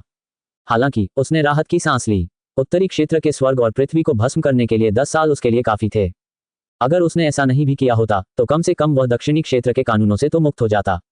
जब तक दक्षिणी क्षेत्र पर स्वर्गीय दाव के नियमों का नियंत्रण था, तब तक महान दाओयुआन आपदा दक्षिणी क्षेत्र को बहुत अधिक प्रभावित नहीं करेगी। हालांकि अगर स्वर्गीय दाव के नियम केवल एक क्षेत्र को ही नियंत्रित करते हैं तो उनकी शक्ति सीमित हो जाएगी। उन्हें और अधिक क्षेत्रों की आवश्यकता थी, या इससे भी बेहतर एक संपूर्ण क्षेत्र की। कैस दाव मिरर को नीचे रखते हुए चू जुवान ने कुछ समय इस बारे में सोचने में बिताया कि उसे महान दाओयुआन आपदा से कैसे निपटना चाहिए और आपदा के दौरान भाग्य कैसे प्राप्त करना चाहिए, साथ ही सिस्टम के पुरस्कारों को भी सक्रिय करना चाहिए। उसे यथाशीघ्र अपनी साधना का स्तर दाओयुआन स्तर तक बढ़ाना था, तभी उसमें आने वाली महान दाओ आपदा का सामना करने का आत्मविश्वास उत्पन्न हो सकेगा। रेन चांगहे और किन यंग से मिलने का समय आ गया था। 2 विपत्तियों के लिए तैयारी करने का समय आ गया था। ब्लैक मून टावर को भी पूर्वी क्षेत्र में लुओ परिवार के प्रभाव का उपयोग करते हुए स्वर्गीय दाव ताबीज योजना को आगे बढ़ाना था। दानव क्षेत्र में बौद्ध धर्म में धर्मांतरण की प्रक्रिया को भी तेज करना आवश्यक था। रक्तपिपासु जाति बहुत ही भयावह थी, लेकिन बौद्ध तकनीकों से उन्हें कुछ हद तक नियंत्रित किया जा सकता था। उदाहरण के लिए वे रक्त दानव जाति को शुद्ध कर सकते हैं और युद्ध के मैदान में पुनर्जीवित होने की उनकी क्षमता को समाप्त कर सकते हैं। इस महान दाओयुआन आपदा में बौद्ध जाति भी इस स्थिति का लाभ उठाकर विद्रोह करेगी। वह उन्हें हर युद्ध क्षेत्र में भेजेगा। भूत जाति की विशेषताओं का भी उपयोग किया जाना चाहिए। इस आपदा में कई साधकों के भौतिक शरीर नष्ट हो जाएंगे और उनकी बची हुई दिव्य आत्माएं भूतों में परिवर्तित हो सकेंगी। उनके पास रक्त राक्षस जाति को निशाना बनाने की क्षमता भी थी। चू जुवान ने सोचा कि उसके द्वारा बनाई गई दोनों जातियां विपत्ति के समय भाग्य के लिए कैसे लड़ेंगी। उनकी उपलब्धियों से उसे कितना लाभ होगा। जब उसने इस बारे में सोचा तो वह बेहद उत्साहित हो गया। अब बुद्ध नानवों के लिए दानव क्षेत्र में लौटने और दानव बुद्ध को बौद्ध धर्म का प्रचार करने में मदद करने का समय आ गया था। उसकी सबसे बड़ी इच्छा राक्षसी जाति को बौद्ध धर्म में परिवर्तित करना थी। रेन चांगहे और किन यंग बेसब्री से इंतजार कर रहे थे। आखिरकार चू जुवान ने उन्हें बुलाया। दोनों सुखद आश्चर्यचकित हुए और चुपचाप छोटे से आंगन में प्रवेश कर गए। चू जुवान 7 रंगों की आभा से घिरा हुआ था। उसके पीछे आकाश को कंपाने वाली दिव्य छवि थी और उसका चेहरा स्पष्ट रूप से दिखाई नहीं दे रहा था। प्रभु को नमस्कार। रेन चांगहे और किन यंग घुटनों के बल बैठ गए और आदरपूर्वक प्रणाम किया। उठना। हाँ मास्टर। किन यंग कई बार बोलना चाहता था, लेकिन उसे समझ नहीं आ रहा था कि इस विषय को कैसे शुरू करे। आखिरकार उसे थोड़ी शर्मिंदगी तो हुई ही थी। वह वास्तव में एक बार फिर से पुरुष बनना चाहता था। चू जुवान स्वाभाविक रूप से जानती थी कि वह क्या सोच रहा है और उसने पहल करते हुए कहा, तो क्या हुआ अगर तुम एक स्त्री के शरीर में पुरुष हो? इसे अपनी साधना में बाधा मत बनने दो। बस लगन से साधना करो और महान दाव को समझो। जब तुम दाव क्षेत्र में प्रवेश करोगे तो स्वाभाविक रूप से तुम्हारे पास विकल्प होगा। हाँ मास्टर। किन यंग का दिल कांप उठा और उसने जल्दी से झुककर प्रणाम किया। हालांकि वह मन ही मन सोच रहा था, दाव लोक, वह कौन सा क्षेत्र था? दिव्य क्षेत्र से ऊपर का क्षेत्र दाव क्षेत्र है, चू जुवान ने समझाया। फिर उन्होंने कहा, यह दाओयुआन समाप्त होने वाला है और एक बड़ी विपत्ति आ रही है। तुम दोनों को लगन से साधना करनी होगी और दाओयुआन की इस बड़ी विपत्ति में भाग्य के लिए लड़ने का अवसर प्राप्त करना होगा। जिनका भाग्य अनुकूल होता है वे तीव्र गति से साधना कर पाते हैं। ऐसे लोगों के लिए 100 वर्षों में स्वर्गलोक पहुंचना कोई समस्या नहीं होती। फिर चू जुवान ने रेन चांगहे की ओर देखकर कहा, तुमने ये न्यान दिव्य मोहर का अभ्यास कर लिया है और ये न्यान के मार्ग को समझ लिया है। यह विपत्ति तुम्हारे लिए एक अवसर हो सकती है। यदि तुम्हारा भाग्य और सौभाग्य प्रबल हो तो तुम इस विपत्ति के दौरान मार्ग के क्षेत्र में प्रवेश कर सकते हो। दाओयुआन की भीषण विपत्ति। रेन चांगहे और किन यंग के दिल कांप उठे। गुरुजी, हम भाग्य के लिए कैसे लड़ें? रेन चांगहे ने पूछा। हम कैसे लड़ेंगे? समय आने पर आपको सहज रूप से इसका एहसास हो जाएगा। बस अपने शत्रुओं, चुने हुए लोगों या विपत्ति लाने वालों को हरा दें। इसके बाद चू जुवान ने उन्हें महान दाओयुआन आपदा के बारे में विस्तार से बताया, जिसमें उन्होंने रक्त दानव जाति से संबंधित मामलों पर जोर दिया। उन्हें निर्देश देने के बाद चू जुवान ने उन्हें आपदा की तैयारी में जल्द से जल्द अपनी शक्ति बढ़ाने के लिए साधना की गोलियां प्रदान की। साथ ही उन्होंने किन यंग को वे बुनियादी साधना तकनीकें सिखाई जो उनके अन्य शिष्यों ने पहले ही सीख ली थी। आप कुछ दिव्य क्षेत्र के विशेषज्ञों के साथ मिलकर रक्त राक्षसों से निपटने की तैयारी कर सकते हैं। निर्जन प्राचीन क्षेत्र पर अधिक ध्यान दें। चू जुवान ने रेन चांगहे को निर्देश दिया। हाँ मास्टर। रेन चांगहे ने आदरपूर्वक उत्तर दिया। इसके बाद चू जुवान ने किन यंग की ओर देखकर कहा, मेरा लुओ परिवार से कुछ संबंध है। तुम पूर्वी क्षेत्र लौटकर लुओ परिवार का कार्यभार संभाल सकती हो। वहां जाकर अपनी बड़ी बहन को कुछ मामलों में सहायता करना। ये कहने के बाद उसने हे युए से बाहर आकर किन यंग से मिलने के लिए कहा। हे युए को देखकर किन यंग ने राहत की सांस ली। उसका अनुमान सही निकला। ऐसा प्रतीत होता था कि गुरुजी महान दाओयुआन आपदा के लिए व्यवस्था कर रहे थे। प्रमुख बहन, नमस्कार। छोटे भाई, इतना विनम्र होने की कोई जरूरत नहीं है, हे यू ने मुस्कुराते हुए कहा। किन यंग के होठों के कोने फड़क उठे। छोटा भाई। ब्लैक मून टावर के विस्तार का जिम्मा स्वाभाविक रूप से हे यू को सौंपा गया था। उनके गुरु होने के नाते चू जुवान स्वाभाविक रूप से ऐसे मामलों की जिम्मेदारी स्वयं नहीं लेते। आप दोनों अपने रक्त का एक एक अंश मेरे पास छोड़ दें। मैं आप दोनों के लिए पुनर्जन्म के रक्त की एक बूंद संघनित कर दूंगा। भाग्य की लड़ाई में हारने पर भी उनका पुनर्जन्म होगा। भाग्य की इस लड़ाई में यह भी उनके लिए एक वरदान था। उनके दुश्मन निश्चित रूप से भयभीत हो जाएंगे। रेन चांगहे और किन यंग चौंक गए। उनके गुरु से यही उम्मीद थी। वह बहुत ही भयानक थे। क्या वह खून की एक बूंद से उन्हें पुनर्जीवित कर सकते थे? इसके अलावा उनकी प्रतिभा का स्तर भी बरकरार रहेगा। ये बेहद भयावह और बिल्कुल अकल्पनीय था। लेकिन इस वजह से अपनी सतर्कता कम मत करना, चू जुवान ने उन्हें सख्ती से चेतावनी दी। हाँ मास्टर। रेन चांगहे और किन यंग के दिल कांप रहे थे। उन्होंने जल्दी से सिर हिलाया। चू जुवान ने अपना हाथ हिलाया और उनमें से प्रत्येक को एक दाव कलाकृति प्रदान की। फिलहाल दिव्य कलाकृतियां उसके लिए बेकार थीं। दाव कलाकृतियां आधारभूत तत्व थीं।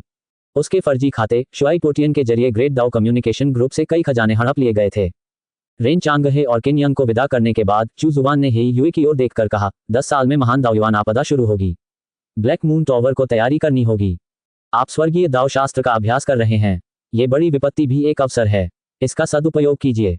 हे यू समझता है। हे यूए का दिल कांप उठा। क्या दावयुआन में कोई बड़ी विपत्ति आने वाली है? हे गुरुजी, क्या मैं आपसे पूछ सकता हूं कि महान दावयुआन आपदा क्या है?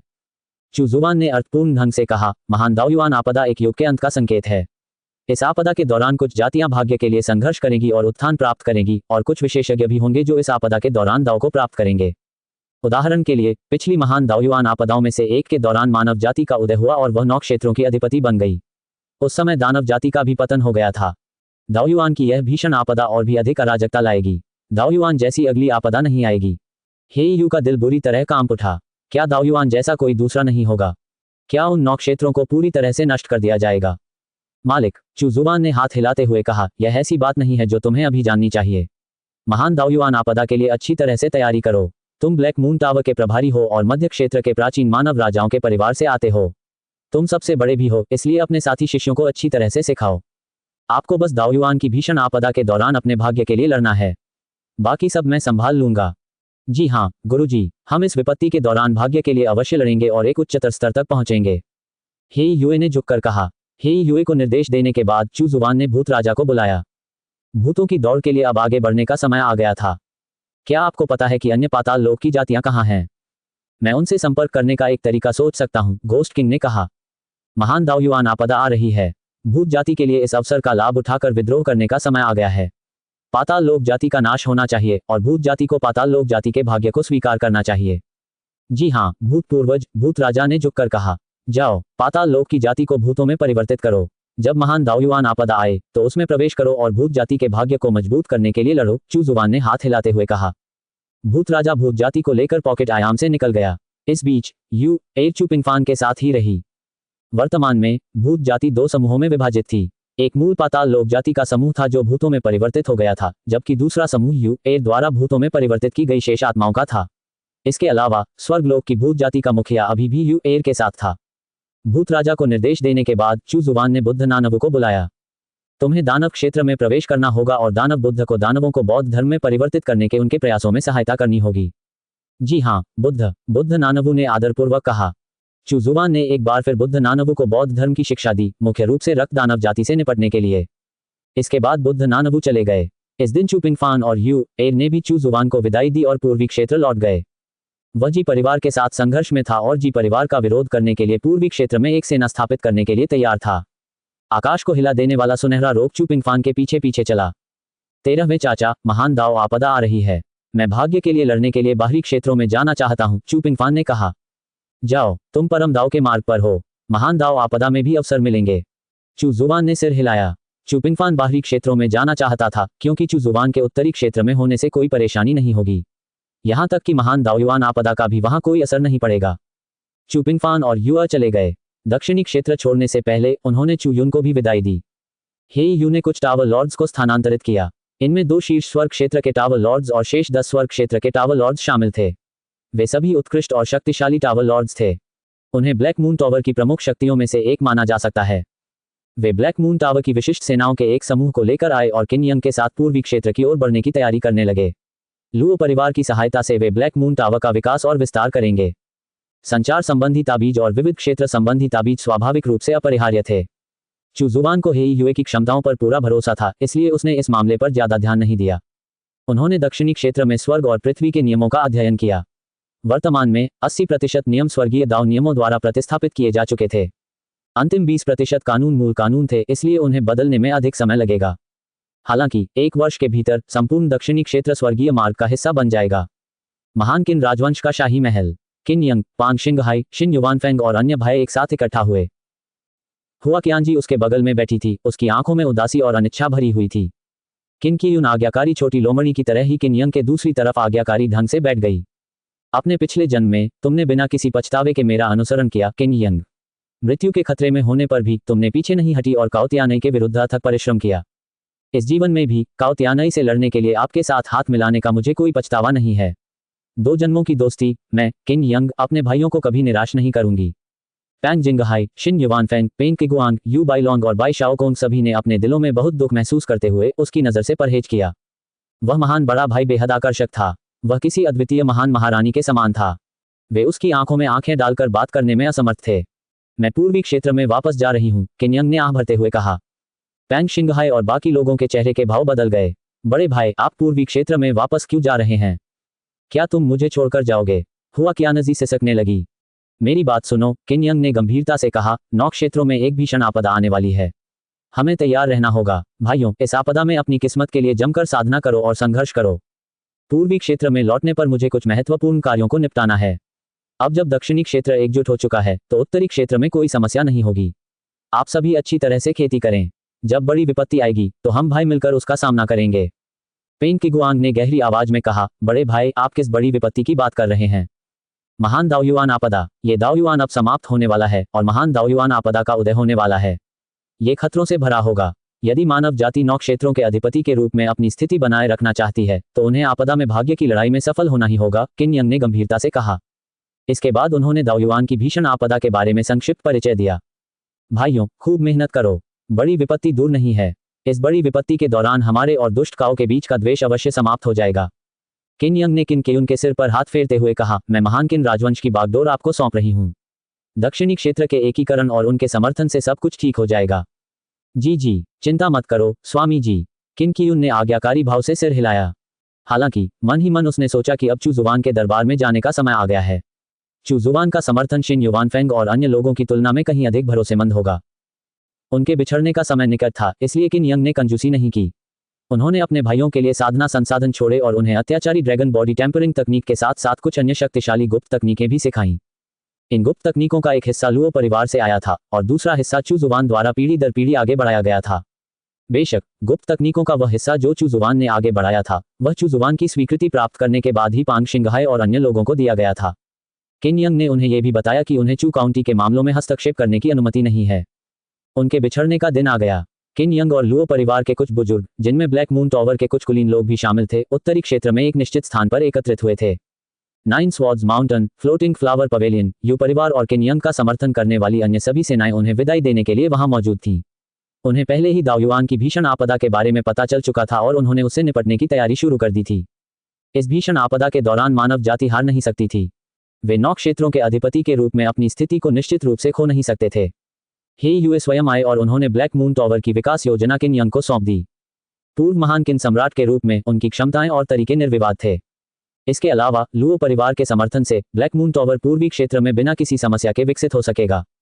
किन यंग पूर्वी क्षेत्र में लौट आए। पांग शिंगहाई, शिन युवानफेंग और अन्य लोग अपने अपने गुटों में लौट आए और महान दाओयुआन आपदा की तैयारी में लगन से साधना करने लगे। उत्तरी क्षेत्र में अपेक्षाकृत शांति का दौर शुरू हुआ। काओ तियानई के गुटों को कीमत चुकाने के बाद आखिरकार बख्श दिया गया, जिससे उन्हें काफी राहत मिली। दाओयुआन की भीषण आपदा के मंडराने के कारण विभिन्न गुट बड़े पैमाने पर संघर्ष शुरू नहीं करना चाहते थे। ग्रेट कियान पैलेस के मामले में भी यही स्थिति थी। उत्तरी क्षेत्र के विशेषज्ञों के बीच महान दाओयुआन आपदा की खबर पहले ही फैल चुकी थी। पूर्वी क्षेत्र में लौट आए किन यंग ने लुओ मिंग के समर्थन से लुओ परिवार के भावी नेता के रूप में सफलता प्राप्त कर ली थी। वह लुओ परिवार की आधी से अधिक शक्ति पर भी नियंत्रण रखते थे। ब्लैक मून टॉवर ने पूर्वी क्षेत्र में योजनाएं बनानी शुरू कर दी। लुओ कबीले के समर्थन से संचार ताबीज का उपयोग पूर्वी क्षेत्र में तेजी से फैल गया। स्वर्गीय दाव ताबीज ने पूर्वी क्षेत्र में सूचना प्रवाह को नियंत्रित करना शुरू कर दिया था और अब ये स्वर्गीय दाव नियमों द्वारा पूर्वी क्षेत्र को निगलने की नींव रख रहा था। दाओयुआन की भीषण आपदा के बारे में जानने के बाद चू जुबान ने व्यवस्था की और अपनी ताकत बढ़ाने के लिए कड़ी मेहनत से प्रशिक्षण शुरू कर दिया। आखिरकार किसी भी सफल योजना की नींव मजबूती ही होती है। एक वर्ष शांतिपूर्वक बीत गया। असुर प्राचीन भूमि के अलावा दक्षिणी क्षेत्र बहुत शांतिपूर्ण और सामंजस्यपूर्ण था और यह सब महान किन राजवंश के अधिकार क्षेत्र में था। यह एक एकीकृत राज्य में था। प्रमुख सेनाओं के सम्राट स्तर के विशेषज्ञ अभी भी असुर प्राचीन भूमि की खोज कर रहे थे। यह उल्लेख करना उचित होगा कि छोटा दुष्ट राजा और दुष्ट पुत्र अभी भी असुर प्राचीन भूमि के भीतर उलझे हुए थे। छोटे दुष्ट राजा के लगातार पीछा किए जाने के कारण दुष्ट पुत्र लगभग पतन के कगार पर था। वहां से गुजरने वाले अन्य बलों के सम्राट क्षेत्र के विशेषज्ञ, चाहे जानबूझकर हो या अनजाने में, उस छोटे दुष्ट राजा की मदद करते थे। वे हमेशा महादुष्ट महल के विशेषज्ञों को हस्तक्षेप करने से रोकने के लिए आगे आते थे। आत्मा को भस्म करने वाला फूल दूषित रक्त को ग्रहण करने के बाद पहले ही दिव्य लोक में प्रवेश कर चुका था। अब ये खून की झील को निगल रहा था। चूजुबान को आत्मा भक्षण करने वाले फूल द्वारा भेजे गए संदेश से पता चला कि रक्त झील में जीवित प्राणी पनप रहे हैं।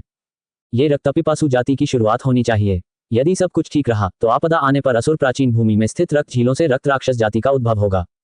हालांकि अब जबकि रक्त की झीलें आत्मा को भस्म करने वाले फूल द्वारा निगल ली जा रही थी, इसका मतलब यह था कि असुर प्राचीन भूमि में स्थित रक्त की झील रक्त राक्षसों को जन्म नहीं देगी। डिंगयू और अन्य शिष्य पहले ही पॉकेट डायमेंशन में सर्वोच्च क्षेत्र में प्रवेश कर चुके थे। बुद्ध नानवु दानव लोक में बौद्ध धर्म की देखरेख करने के लिए लौट आए थे। उनके आगमन के साथ ही बौद्ध धर्म के विस्तार का दौर शुरू हुआ। कई राक्षसों ने बौद्ध धर्म अपना लिया, विशेषकर निम्न श्रेणी के राक्षसों ने, जो बौद्ध धर्म के कट्टर अनुयायी बन गए। उनका मानना था कि बौद्ध धर्म अपनाना और बौद्ध धर्म का पालन करना ही उनके भाग्य को बदलने का एकमात्र अवसर है। जैसे जैसे बौद्ध धर्म का प्रसार हुआ और बौद्ध धर्म की शक्ति बढ़ी, स्वाभाविक रूप से उन पर स्वर्गीय दानव जनजाति के नेतृत्व में राक्षसों द्वारा हमला किया गया। इसी कारण एक भयंकर युद्ध छिड़ गया। अंत में बौद्ध संप्रदाय के शिष्य, जो मृत्यु से नहीं डरते थे, बौद्ध धर्म की रक्षा करो और निर्वाण की ओर अग्रसर हो का नारा लगाते हुए विजयी हुए। इस युद्ध में बुद्ध नानवु ने कोई चाल नहीं चली, लेकिन बौद्ध संप्रदाय के नए स्वर्ग क्षेत्र के विशेषज्ञों ने चाल चली। युद्ध समाप्त होने के बाद स्थिति अस्थायी रूप से शांत हो गई और बौद्ध संप्रदाय का विस्तार जारी रहा। हालांकि दानव क्षेत्र बहुत बड़ा था और बौद्ध संप्रदाय केवल एक ही स्थान पर फैल रहा था, इसलिए इसने स्वर्गीय दानव जनजाति के शीर्ष अधिकारियों का ज्यादा ध्यान आकर्षित नहीं किया। हालांकि बौद्ध धर्म और राक्षस जाति के बीच अंतिम युद्ध अंततः अवश्य होगा। चूजुबान ने दक्षिणी क्षेत्र की ओर देखा, जो जल्द ही पूरी तरह से दिव्य मार्ग के नियमों के प्रभाव में आ जाएगा। वह जल्द ही सफल हो जाएगा। ये केवल समय की बात थी। चूजुबान दक्षिणी क्षेत्र के पर्दे के पीछे का असली स्वामी बन चुका था। महज एक विचार से वह दक्षिणी क्षेत्र के नियमों को बदल सकता था, दक्षिणी क्षेत्र के भाग्य को बदल सकता था और यहां तक कि दक्षिणी क्षेत्र की आध्यात्मिक ऊर्जा को भी बदल सकता था। इसके अलावा दक्षिणी क्षेत्र के आसपास के स्थानिक क्षेत्र भी उसके नियंत्रण में आ गए। चूजुबान ने पाया कि दक्षिणी क्षेत्र में कई प्राचीन युद्ध क्षेत्र थे जिन्हें स्थानिक क्षेत्रों में सील कर दिया गया था। ये दक्षिणी क्षेत्र में प्रथम विश्व युद्ध के युग और उससे पहले के युद्ध क्षेत्र थे। स्वाभाविक रूप से वहां खजाने और विरासतें थीं, साथ ही खून की झीलें भी थीं। उसके भीतर ही रक्तपिपासु जाति के जन्म के धुंधले संकेत मिलने लगे थे। दक्षिणी क्षेत्र के प्राचीन युद्ध क्षेत्र उस युद्ध क्षेत्र से तुलना नहीं कर सकते थे जिसे उसने कैस दाओमिर के छवि प्रक्षेपण में देखा था, इसलिए वहां केवल रक्त दानव जाति के जन्म के संकेत थे। उनका पूर्ण जन्म अभी नहीं हुआ था। रक्त दानव जाति के अभिलेख मायारियड रेसस एटलस में प्रकाशित हुए थे। इसका मतलब यह था कि रक्त दानव जाति पहले ही प्रकट हो चुकी थी। बात सिर्फ इतनी थी कि वे अभी तक 9 क्षेत्रों में प्रवेश नहीं कर पाए थे। वे अभी भी शक्ति जुटाने की अवस्था में थे। चूजुबान के पास दक्षिणी क्षेत्र के प्राचीन युद्ध क्षेत्रों के लिए पहले से ही एक योजना थी। वे सभी रहस्यमय क्षेत्र दक्षिणी क्षेत्र से संबंधित थे और उनका उपयोग दक्षिणी क्षेत्र के साधकों के पोषण के लिए किया जा सकता था। दक्षिणी क्षेत्र में स्वर्ग और पृथ्वी के नियम पूरी तरह से बदल जाने के बाद चूजुबान हस्तक्षेप करेगा। दक्षिणी क्षेत्र के सभी साधक स्वर्गीय दाव नियमों का अभ्यास और उन्हें समझना शुरू कर देंगे। जैसे जैसे दक्षिणी क्षेत्र में साधकों की शक्ति बढ़ती जाएगी, वैसे वैसे दक्षिणी क्षेत्र में स्वर्गीय दाव के नियम भी बढ़ते जाएंगे। ये प्रक्रिया 3 दिनों में पूरी हो जानी चाहिए। चूजुबान प्रतीक्षा कर रहा था। उसने पहले ही एक प्राचीन युद्ध क्षेत्र को रहस्यमय क्षेत्र के रूप में खोलने के लिए चुन लिया था। यद्यपि पिछले वर्ष दक्षिणी क्षेत्र में कई सम्राट स्तर के साधक प्रकट हुए थे, फिर भी उनकी शक्ति कमजोर थी और अन्य 4 क्षेत्रों के साधकों से उनकी तुलना नहीं की जा सकती थी। इसके अलावा दक्षिणी क्षेत्र में स्वर्ग लोक का एक भी विशेषज्ञ नहीं था। छोटे से आंगन के बाहर एक आकृति प्रकट हुई। किन कियुन, अंदर आए। किन कियुन ने यह सुना और आज्ञाकारी होकर अंदर चली गई। कियुन ने अंकल चूजुबान को श्रद्धांजलि अर्पित की। किन हेयुन जमीन पर घुटने टेक कर बैठ गई। चूजुबान के होठों का कोना हल्का सा फड़क उठा। ये छोटी लोमड़ी सचमुच बहुत चालाक थी। उसने तुरंत अपना दर्जा कम कर लिया और उसकी जूनियर बन गई। छोटी बच्ची, तुमने हिम्मत जुटाकर मेरे घर आने का फैसला किया। चूजुबान को अच्छी तरह पता था कि किन कियुन को डर था कि वह उसे नौकरानी बना देगा, इसलिए वह हमेशा छोटे से आंगन में आने से डरती थी। आखिरकार एक महारानी स्वयं को एक नौकरानी के रूप में नीचा दिखाना नहीं चाहेगी। हालांकि किन यंग के आने के बाद उसे चूजुबान की शक्ति का एहसास हुआ, इसलिए वह तुरंत उसके पास चली गई। वह नौकरानी बनने को तैयार थी। चाचा चू जुबान, महान किन राजवंश की शक्ति बहुत कमजोर है और दक्षिणी क्षेत्र के साधकों की शक्ति अपर्याप्त है। दक्षिणी क्षेत्र की शक्ति बढ़ाने के लिए हम क्या कर सकते हैं? 6 दिनों में पेट का लटकना दूर करता है। यहाँ पढ़ें। तेजी से वजन कम करना चाहते हैं तो तुरंत क्लिक करें और उपाय जानें। किन केयुन ने चू जुबान की ओर देखकर पूछा। उसे एक बात समझ आ गई थी। चू जुबान जैसे विशेषज्ञ के सामने सीधे मुद्दे पर आना ही सबसे अच्छा था। ये वाकई थोड़ा कमजोर है। चू जुबान ने सिर हिलाया। अन्य 4 क्षेत्रों की तुलना में दक्षिणी क्षेत्र की समग्र शक्ति वास्तव में बहुत कमजोर थी। किन केयुन मन ही मन बहुत खुश हुई। वह उत्सुकता से चू जुबान को देखती रही और बोली, चाचा चू जुबान, मेरी शक्ति भी बहुत कमजोर है। मैं इस तरह महान किन राजवंश को कैसे नियंत्रित कर सकती हूँ? बाहरी शक्तियों पर निर्भर रहना तो बस एक अल्पकालिक समाधान है। चू जुबान मुस्कुराए। उसने उसके सिर पर हाथ फेरा और कहा, छोटी लोमड़ी, इसमें कोई आश्चर्य की बात नहीं कि तुम मेरे घर आए हो। मैं अब लोमड़ी नहीं हूँ, किन केयुन ने बुदबुदाते हुए कहा। चू जुबान ने कुछ देर सोचने के बाद कहा, ठीक है, मैं तुम्हें तुम्हारी ताकत बढ़ाने के लिए कुछ साधना तकनीकें सिखाऊंगा। महान किन राजवंश ने दक्षिणी क्षेत्र को एकीकृत कर दिया था और वह दक्षिणी क्षेत्र के स्वर्गीय दाव नियमों का स्वामी बनने ही वाला था। इस प्रकार महान किन राजवंश की महारानी को उसकी अपनी प्रजा में से एक माना जा सकता था। उसकी देखभाल करना ठीक था। वैसे भी उसके पास बहुत सारी साधना तकनीकें और खजाने थे और उनमें से अधिकांश की अब उसे कोई आवश्यकता नहीं थी। इसके अलावा वह महान किन राजवंश की शक्ति, विशेष रूप से उसके साधकों की शक्ति बढ़ाने के लिए कुछ साधना तकनीकों का प्रसार करने के लिए भी तैयार था। ये तथ्य कि महान किन राजवंश ने दक्षिणी क्षेत्र को एकीकृत किया था, वास्तव में चू जुबान के लिए लाभदायक साबित हुआ। इससे उसके लिए कुछ कार्यों को अंजाम देना आसान हो गया, जैसे कि साधना तकनीकों का प्रसार करना ताकि साधक स्वर्गीय दाव नियमों को समझ सकें, जिससे स्वर्गीय दाव नियमों की शक्ति और प्रभाव में वृद्धि हो सके। चू जुबान ने किन केयुन को कुछ साधना तकनीकें सिखाईं और साथ ही उनके लिए साधना तकनीकों का एक सेट तैयार किया ताकि वे इसे महान किन राजवंश के साधकों को सिखा सकें। दक्षिणी क्षेत्र में वंशानुक्रम की कमी थी। कुछ प्रमुख शक्तियों को छोड़कर सम्राट स्तर और उससे ऊपर के लिए साधना तकनीकें लगभग न के बराबर थीं। इसके अलावा उन्होंने प्रत्यक्ष रूप से कार्य करते हुए किन केयुन की साधना स्तर को सर्वोच्च क्षेत्र के प्रथम स्तर तक पहुंचाया। चू जुबान के लिए किन केयुन की साधना का स्तर बढ़ाना बहुत आसान था। इसके अलावा ये वृद्धि बहुत अधिक नहीं थी और इससे किन केयुन की नींव अस्थिर नहीं होती। किन केयुन बेहद खुश थी। वह सही जगह पर आई थी। साधना तकनीक के कारण उसकी शक्ति में भी वृद्धि हुई थी। साथ ही उसके पास महान किन राजवंश के साधकों को मजबूत करने के लिए साधना तकनीक और संसाधन भी थे। धन्यवाद अंकल चू जुबान। किन केयुन ने अत्यंत आज्ञाकारी और मधुरता से उन्हें धन्यवाद दिया। दक्षिणी क्षेत्र में एक प्राचीन युद्ध क्षेत्र प्रकट होगा। इसे एक रहस्यमय क्षेत्र माना जा सकता है। कुछ उम्मीदवारों को तैयार करें और समय आने पर प्रवेश करें।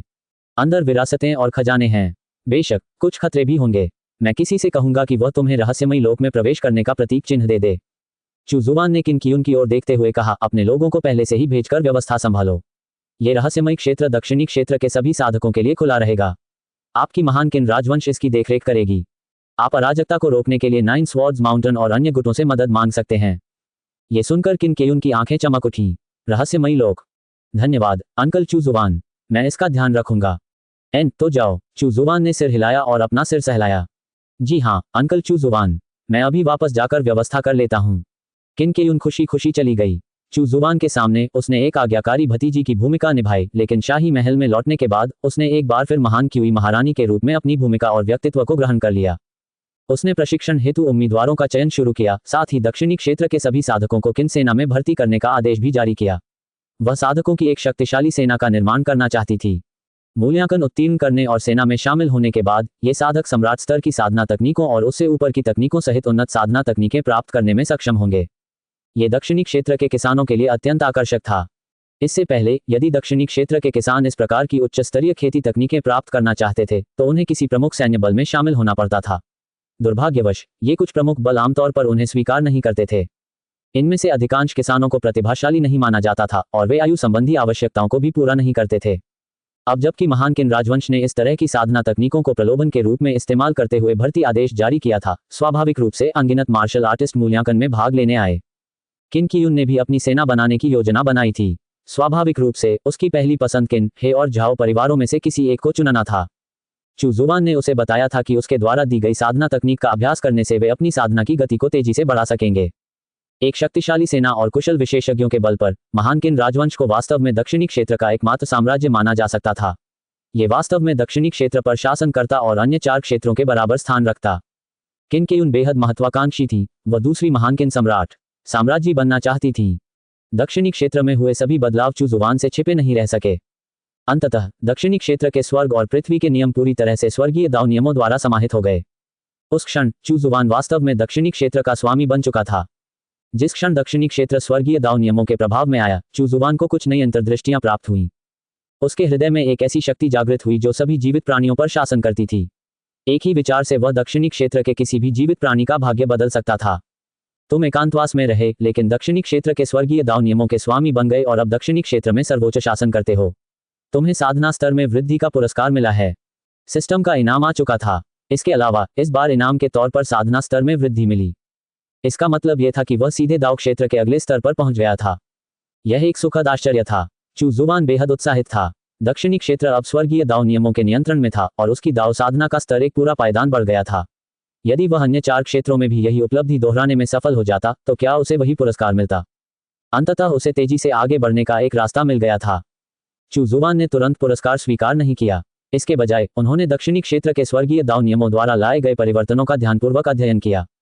वह दक्षिणी क्षेत्र के स्वर्गीय दाव नियमों के स्वामी थे, जिसने उन्हें विशेष अंतर्दृष्टि और शक्ति प्रदान की थी। शासक, समस्त जीवित प्राणियों का शासक। इस समय चू जुबान को और भी अधिक अंतर्दृष्टि प्राप्त हुई। उनके ज्ञानोदय से दाव सिद्धांत का निर्माण हुआ। कंट्रोल दाव सिद्धांत। यद्यपि नियंत्रण दाव सिद्धांत हर चीज को नियंत्रित नहीं कर सकता था, फिर भी यह अत्यंत शक्तिशाली था। उदाहरण के लिए, यह किसी चीज के विकास और पतन को नियंत्रित कर सकता है, किसी शत्रु की शक्ति को नियंत्रित कर सकता है, किसी शत्रु के शरीर को नियंत्रित कर सकता है, इत्यादि। बेशक वह उस अस्तित्व को नियंत्रित नहीं कर सकता था जो उससे अधिक शक्तिशाली था। फिर भी यह दाव सिद्धांत अभी भी एक शक्तिशाली सिद्धांत था। दाव सिद्धांत अराजक ऊर्जा के साथ विलीन हो गया और अन्य दाव सिद्धांतों में समाहित हो गया। महान दाव का लघु रूप थोड़ा बड़ा हो गया। जैसे ही चू जुबान दक्षिणी क्षेत्र के स्वर्गीय दाव नियमों का स्वामी बना, उसने साधक द्वारा स्वर्गीय दाव को समझने की संभावना को बढ़ाने के लिए नियमों में बदलाव करने का प्रयास किया। दाव युआन की भीषण आपदा आने वाली थी, ऐसे में वह कैसे महान दाव को साधकों की साधना सीमित करने दे सकता था। अब सब कुछ प्रतिभा और समझ पर निर्भर करेगा। यदि कोई स्वर्गीय दाव को समझ लेता है तो उसकी साधना का स्तर तेजी से बढ़ेगा। कोई सीमा नहीं होगी। स्वर्गीय मार्ग के अधीन रहने वाले जीव जितने अधिक बलवान होंगे, स्वर्गीय मार्ग उतना ही बलवान और उतना ही परिपूर्ण होगा। इसलिए उन्होंने उन बाधाओं को दूर कर दिया जो उनकी साधना की गति में रुकावट डाल रही थी। दक्षिणी क्षेत्र के साधक कुल मिलाकर कमजोर थे। एक बार जब उनकी साधना की गति में विस्फोटक वृद्धि होती है तो उच्च बोध क्षमता वाले साधक ज्ञानोदय की अवस्था में भी प्रवेश कर सकते हैं। भविष्य में ये साधना व्यक्ति की प्रतिभा और समझने की क्षमता पर निर्भर करेगी। बेशक उनमें इच्छाशक्ति की कमी नहीं हो सकती थी। भले ही वे कितने ही तुच्छ क्यों न हों, जब तक उनमें दृढ़ इच्छाशक्ति और लगन है, वे अपनी सीमाओं को पार करके स्वर्गिक मार्ग की कृपा प्राप्त कर सकते हैं। तब वे स्वर्ग तक पहुंचने का अपना मार्ग स्वयं बना सकेंगे। जब चू जुबान ने दक्षिणी क्षेत्र के कानूनों में बदलाव किया तो उसने आह भरी। वह सचमुच कचरे का उद्धार करता था। जहां चाह होती है वहां राह होती है। मेहनत करने वालों को स्वर्गिक मार्ग से पुरस्कृत किया जाएगा। नियमों में बदलाव के बाद चू जुबान ने पाया कि दक्षिणी क्षेत्र में साधना की गति बढ़ गई थी। हालांकि दक्षिणी क्षेत्र अभी भी बहुत छोटा था और नियमों की शक्ति सीमित थी। इसके अलावा यह अन्य 4 क्षेत्रों के स्वर्ग और पृथ्वी के नियमों से भी प्रभावित था। इससे उन्हें अपेक्षित परिणाम नहीं मिला। स्वर्गीय दाव के नियमों में अभी भी शक्ति की कमी थी। चू जुबान ने सोचा कि उसे दक्षिणी क्षेत्र के स्वर्गीय दाव नियमों की मदद के लिए कुछ करना चाहिए। उसे यह कैसे करना चाहिए? क्या उसे किसी दिव्य क्षेत्र के विशेषज्ञ की मदद लेनी चाहिए? क्या उन्हें दक्षिणी क्षेत्र के किसानों को खेती में ज्ञान और सहायता प्रदान करनी चाहिए? आप देख रहे हैं कल्टिवेशन मॉडल। अगर आपको हमारा कंटेंट पसंद आता है तो लाइक, शेयर और सब्सक्राइब जरूर करें। ये सोचते हुए चू जुबान ने असुर प्राचीन भूमि के बाहर एक जगह पर नजर डाली जहां एक दिव्य क्षेत्र का विशेषज्ञ छिपा हुआ था। उनकी साधना का स्तर दिव्य क्षेत्र के दूसरे स्तर के आसपास था और वे महान दुष्ट महल से संबंधित थे। हालांकि ये दुष्ट पुत्र का असली शरीर नहीं था। दिव्य क्षेत्र के सभी विशेषज्ञ दक्षिणी क्षेत्र छोड़कर जा चुके थे, फिर भी यह एक असुर प्राचीन भूमि के बाहर छिपा हुआ था। क्या वह दुष्ट पुत्र को लेने आया था? हालांकि भाग्य के खजानों के लिए लड़ाई समाप्त हो चुकी थी, फिर भी ये दिव्य क्षेत्र का विशेषज्ञ उस अज्ञात सत्ता को नाराज करने के डर से असुर प्राचीन भूमि में प्रवेश करने का साहस नहीं कर रहा था। चू जुबान को कोई कदम उठाने में थोड़ी कठिनाई महसूस हुई। इस दिव्य क्षेत्र के विशेषज्ञ ने न तो उनके नियमों का उल्लंघन किया और न ही उन्हें नाराज किया, इसलिए चू जुबान के पास कोई कारण नहीं था कि वह कोई कदम उठाए और दक्षिणी क्षेत्र के साधकों में अपनी समझ को फैलाने के लिए उसकी बलि दे दे। ये थोड़ा निर्दयी और शायद थोड़ा बुरा भी होगा, भले ही ये दिव्य क्षेत्र का विशेषज्ञ स्वयं भी निर्दोष न हो। चू जुबान ने थोड़ा और इंतजार करने का फैसला किया। अगर वाकई कोई दिव्य स्तर के विशेषज्ञ उपलब्ध नहीं थे तो वह कुछ दिव्य संसाधनों का उपयोग करके दक्षिणी क्षेत्र के साधकों की मदद कर सकता था। हालांकि यह उतना प्रभावी नहीं होता। अंततः साधना के दौरान पर्याप्त आध्यात्मिक शक्ति के साथ साथ बोध भी आवश्यक होता है। यदि किसी दिव्य क्षेत्र के विशेषज्ञ का बोध साझा किया जाए तो वह कहीं अधिक प्रभावी होगा। चू जुबान को पुरस्कार प्राप्त हुआ। उनकी दाव साधना का स्तर एक पूर्ण स्तर तक बढ़ गया और चू जुबान को ज्ञानोदय की अवस्था प्राप्त हुई। उनके शरीर में दाव सिद्धांत प्रवाहित होने लगे और कुछ अव्यवस्थित ऊर्जा का उपभोग हो गया। ग्रेट दाव के लघु संस्करण को भी थोड़ा मजबूत किया गया था। दाव क्षेत्र का तीसरा स्तर। इसके अलावा उन्होंने दाव के एक नए सिद्धांत को भी समझा, भ्रम दाव सिद्धांत। दाव क्षेत्र में 36 स्तर थे और इस संक्षिप्त अवधि के दौरान चू जुवान ने दाव क्षेत्र के पहले स्तर से दाव क्षेत्र के तीसरे स्तर तक भेद स्थापित कर लिया था। खेती की यह गति अभूतपूर्व कही जा सकती है। दक्षिणी क्षेत्र के स्वर्गीय दाव नियम धीरे धीरे इसकी सीमाओं से परे फैलने लगे थे। चू जुवान ने अपने लिए एक छोटा सा लक्ष्य निर्धारित किया था।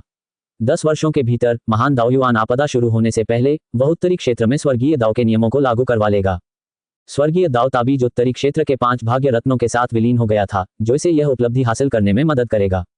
चू जुवान ने सबसे पहले स्वर्गीय दाव के नियमों का उपयोग दक्षिणी क्षेत्र में स्थित ब्लैक मून टॉवर के बाओ होंग्यान जैसे लोगों की देखभाल के लिए किया। स्वर्गीय दाव के नियमों की शक्ति ने उसे अवतरित किया और उसकी साधना को सम्राट स्तर के 5वें स्तर तक पहुंचा दिया।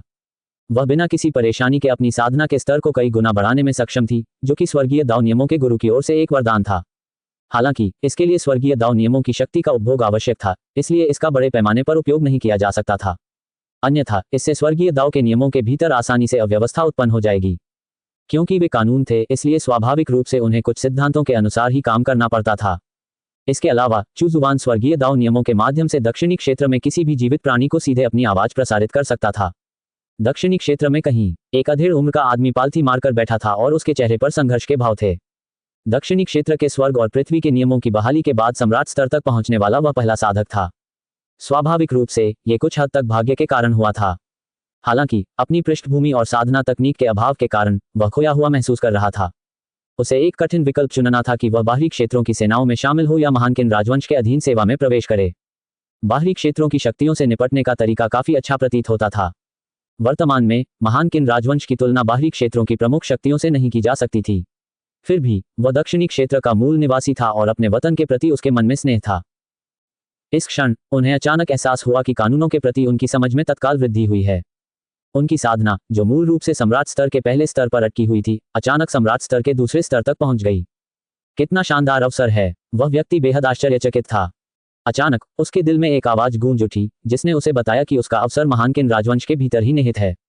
वहां सेवा में प्रवेश करने पर वह एक साधना तकनीक प्राप्त करने में सक्षम होगा और उसका साधना स्तर तेजी से बढ़ेगा।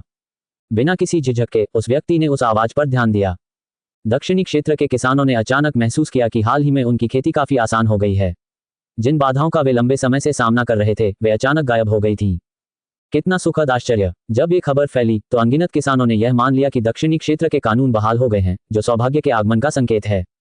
उस दिन ये खबर फैली कि दक्षिणी क्षेत्र में एक रहस्यमय लोक खुलने वाला है। महानकिन राजवंश के साधकों को पहले ही एक लाभ प्राप्त हो चुका था और वे रहस्यमय क्षेत्र में प्रवेश करने वाले पहले व्यक्ति थे। रहस्यमय लोक आधे महीने में खुल जाएगा। महानकिन राजवंश ने एक फरमान जारी किया कि बिना अनुमति के किसी को भी रहस्यमय क्षेत्र में प्रवेश करने की अनुमति नहीं थी, किसी को भी हत्या करने या खजाने चुराने की अनुमति नहीं थी और किसी को भी दक्षिणी क्षेत्र की शक्ति को कम करने की अनुमति नहीं थी। इसके अलावा वहां सम्राट क्षेत्र के विशेषज्ञ भी पहरा दे रहे थे। यहां तक कि यह अफवाह भी थी कि महानकिन राजवंश को दक्षिणी क्षेत्र के स्वर्ग और पृथ्वी के कानूनों की स्वीकृति प्राप्त थी। कुछ समय बाद ही एक और अफवाह फैल गई कि दक्षिणी क्षेत्र के स्वर्ग और पृथ्वी के नियमों को अब स्वर्गीय दाव नियम कहा जाने लगा है। सभी लोग स्वर्गीय दाव के नियमों को समझने के लिए साधना करते थे और यदि वे प्रबुद्ध हो जाते थे तो इस बात की संभावना थी कि उन्हें स्वर्गीय दाव से आशीर्वाद प्राप्त होगा, जिससे उनकी साधना का स्तर बहुत बढ़ जाएगा। ये खबर ब्लैक मून टॉवर से आई थी, जो अपनी प्रामाणिकता के लिए जाना जाता था। इसके कुछ समय बाद ऐसा कहा गया कि एक विशेष परिवार के स्वर्ग के आशीर्वाद प्राप्त व्यक्ति को दिव्य ज्ञान प्राप्त हुआ और वे सीधे एकता के क्षेत्र से सत्य के क्षेत्र में प्रवेश कर गए। ये भी कहा जाता था कि सम्राट बनने का मार्ग सुगम था और 10 वर्षों के भीतर वह निश्चित रूप से सम्राट बन जाएगा। 6 दिन में पेट का लटकना दूर हो जाता है। यहाँ पढ़ें। तेजी से वजन कम करना चाहते हैं तो तुरंत क्लिक करें और उपाय जानें। कभी कभी इस तरह के ज्ञानोदय की खबर फैल जाती थी, जिससे दक्षिणी क्षेत्र में साधना का जुनून पैदा हो जाता था। अनगिनत योद्धा शक्तिशाली बनने के लिए ज्ञानोदय प्राप्त करना चाहते थे। ये भी खबर थी कि एक छोटा सा संप्रदाय संकट का सामना कर रहा है। एक नाजुक क्षण में उसके संप्रदाय के नेता को अचानक एक दिव्य ज्ञान प्राप्त हुआ और उनकी साधना का स्तर तेजी से बढ़ा, जिससे वे एक ही झटके में अपने शत्रुओं से आगे निकल गए। उन्होंने न केवल संप्रदाय को संकट से बचाया, बल्कि दुश्मनों का भी सफाया कर दिया। अचानक मिली अंतर्दृष्टि संकटों का समाधान कर सकती है। इससे किसी व्यक्ति के साधना स्तर में जबरदस्त वृद्धि हो सकती है। लेकिन किसी को ज्ञानोदय कैसे हो सकता है? समझने की क्षमता प्रतिभा पर और साथ ही भाग्य पर भी निर्भर थी। किसी व्यक्ति में असाधारण प्रतिभा होने पर भी हो सकता है कि उसे ज्ञानोदय का अनुभव न हो पाए। ईश्वरीय ज्ञानोदय एक ऐसी चीज थी जो केवल संयोग से ही प्राप्त हो सकती थी। यह एक शानदार अवसर था। कुछ ही समय बाद एक और सनसनीखेज खबर फैल गई। एक खास तरह के निकम्मे व्यक्ति को लगातार तंग किया जा रहा था, लेकिन अंत में अटूट और आश्चर्यजनक इच्छाशक्ति का प्रदर्शन करने के बाद उसे एक ज्ञानोदय हुआ, जिससे उसकी साधना का स्तर 2 स्तरों तक बढ़ गया। उसने सीधे उन स्वर्ग के आशीर्वाद प्राप्त लोगों को कुचल दिया जो उसे धमका रहे थे। वह स्वर्ग के सबसे प्रतिष्ठित व्यक्तियों में से एक बन गए। जब ये खबर फैली तो अनगिनत लोगों को उम्मीद की किरण दिखी और खेती करने की उनकी इच्छाशक्ति और लगन और भी मजबूत हो गई। ज्ञानोदय ही उन जैसे निकम्मों के लिए ऊपर उठने का मार्ग था। अन्य 4 क्षेत्रों के किसान पूरी तरह से अचंभित रह गए। दक्षिणी क्षेत्र में क्या चल रहा था? इसकी खेती करना इतना आसान कैसे हो सकता है? क्या दक्षिणी क्षेत्र में स्वर्ग और पृथ्वी के नियम ही स्वर्गीय दाव के नियम बन गए थे? क्या कानून अलग थे या ये सिर्फ नाम में बदलाव था? यह अलग हो ही नहीं सकता, है ना? क्या उत्तरी क्षेत्र में स्वर्ग और पृथ्वी के नियम एक समान नहीं थे? वास्तव में क्या 9 क्षेत्रों में स्वर्ग और पृथ्वी के नियम एक समान नहीं थे?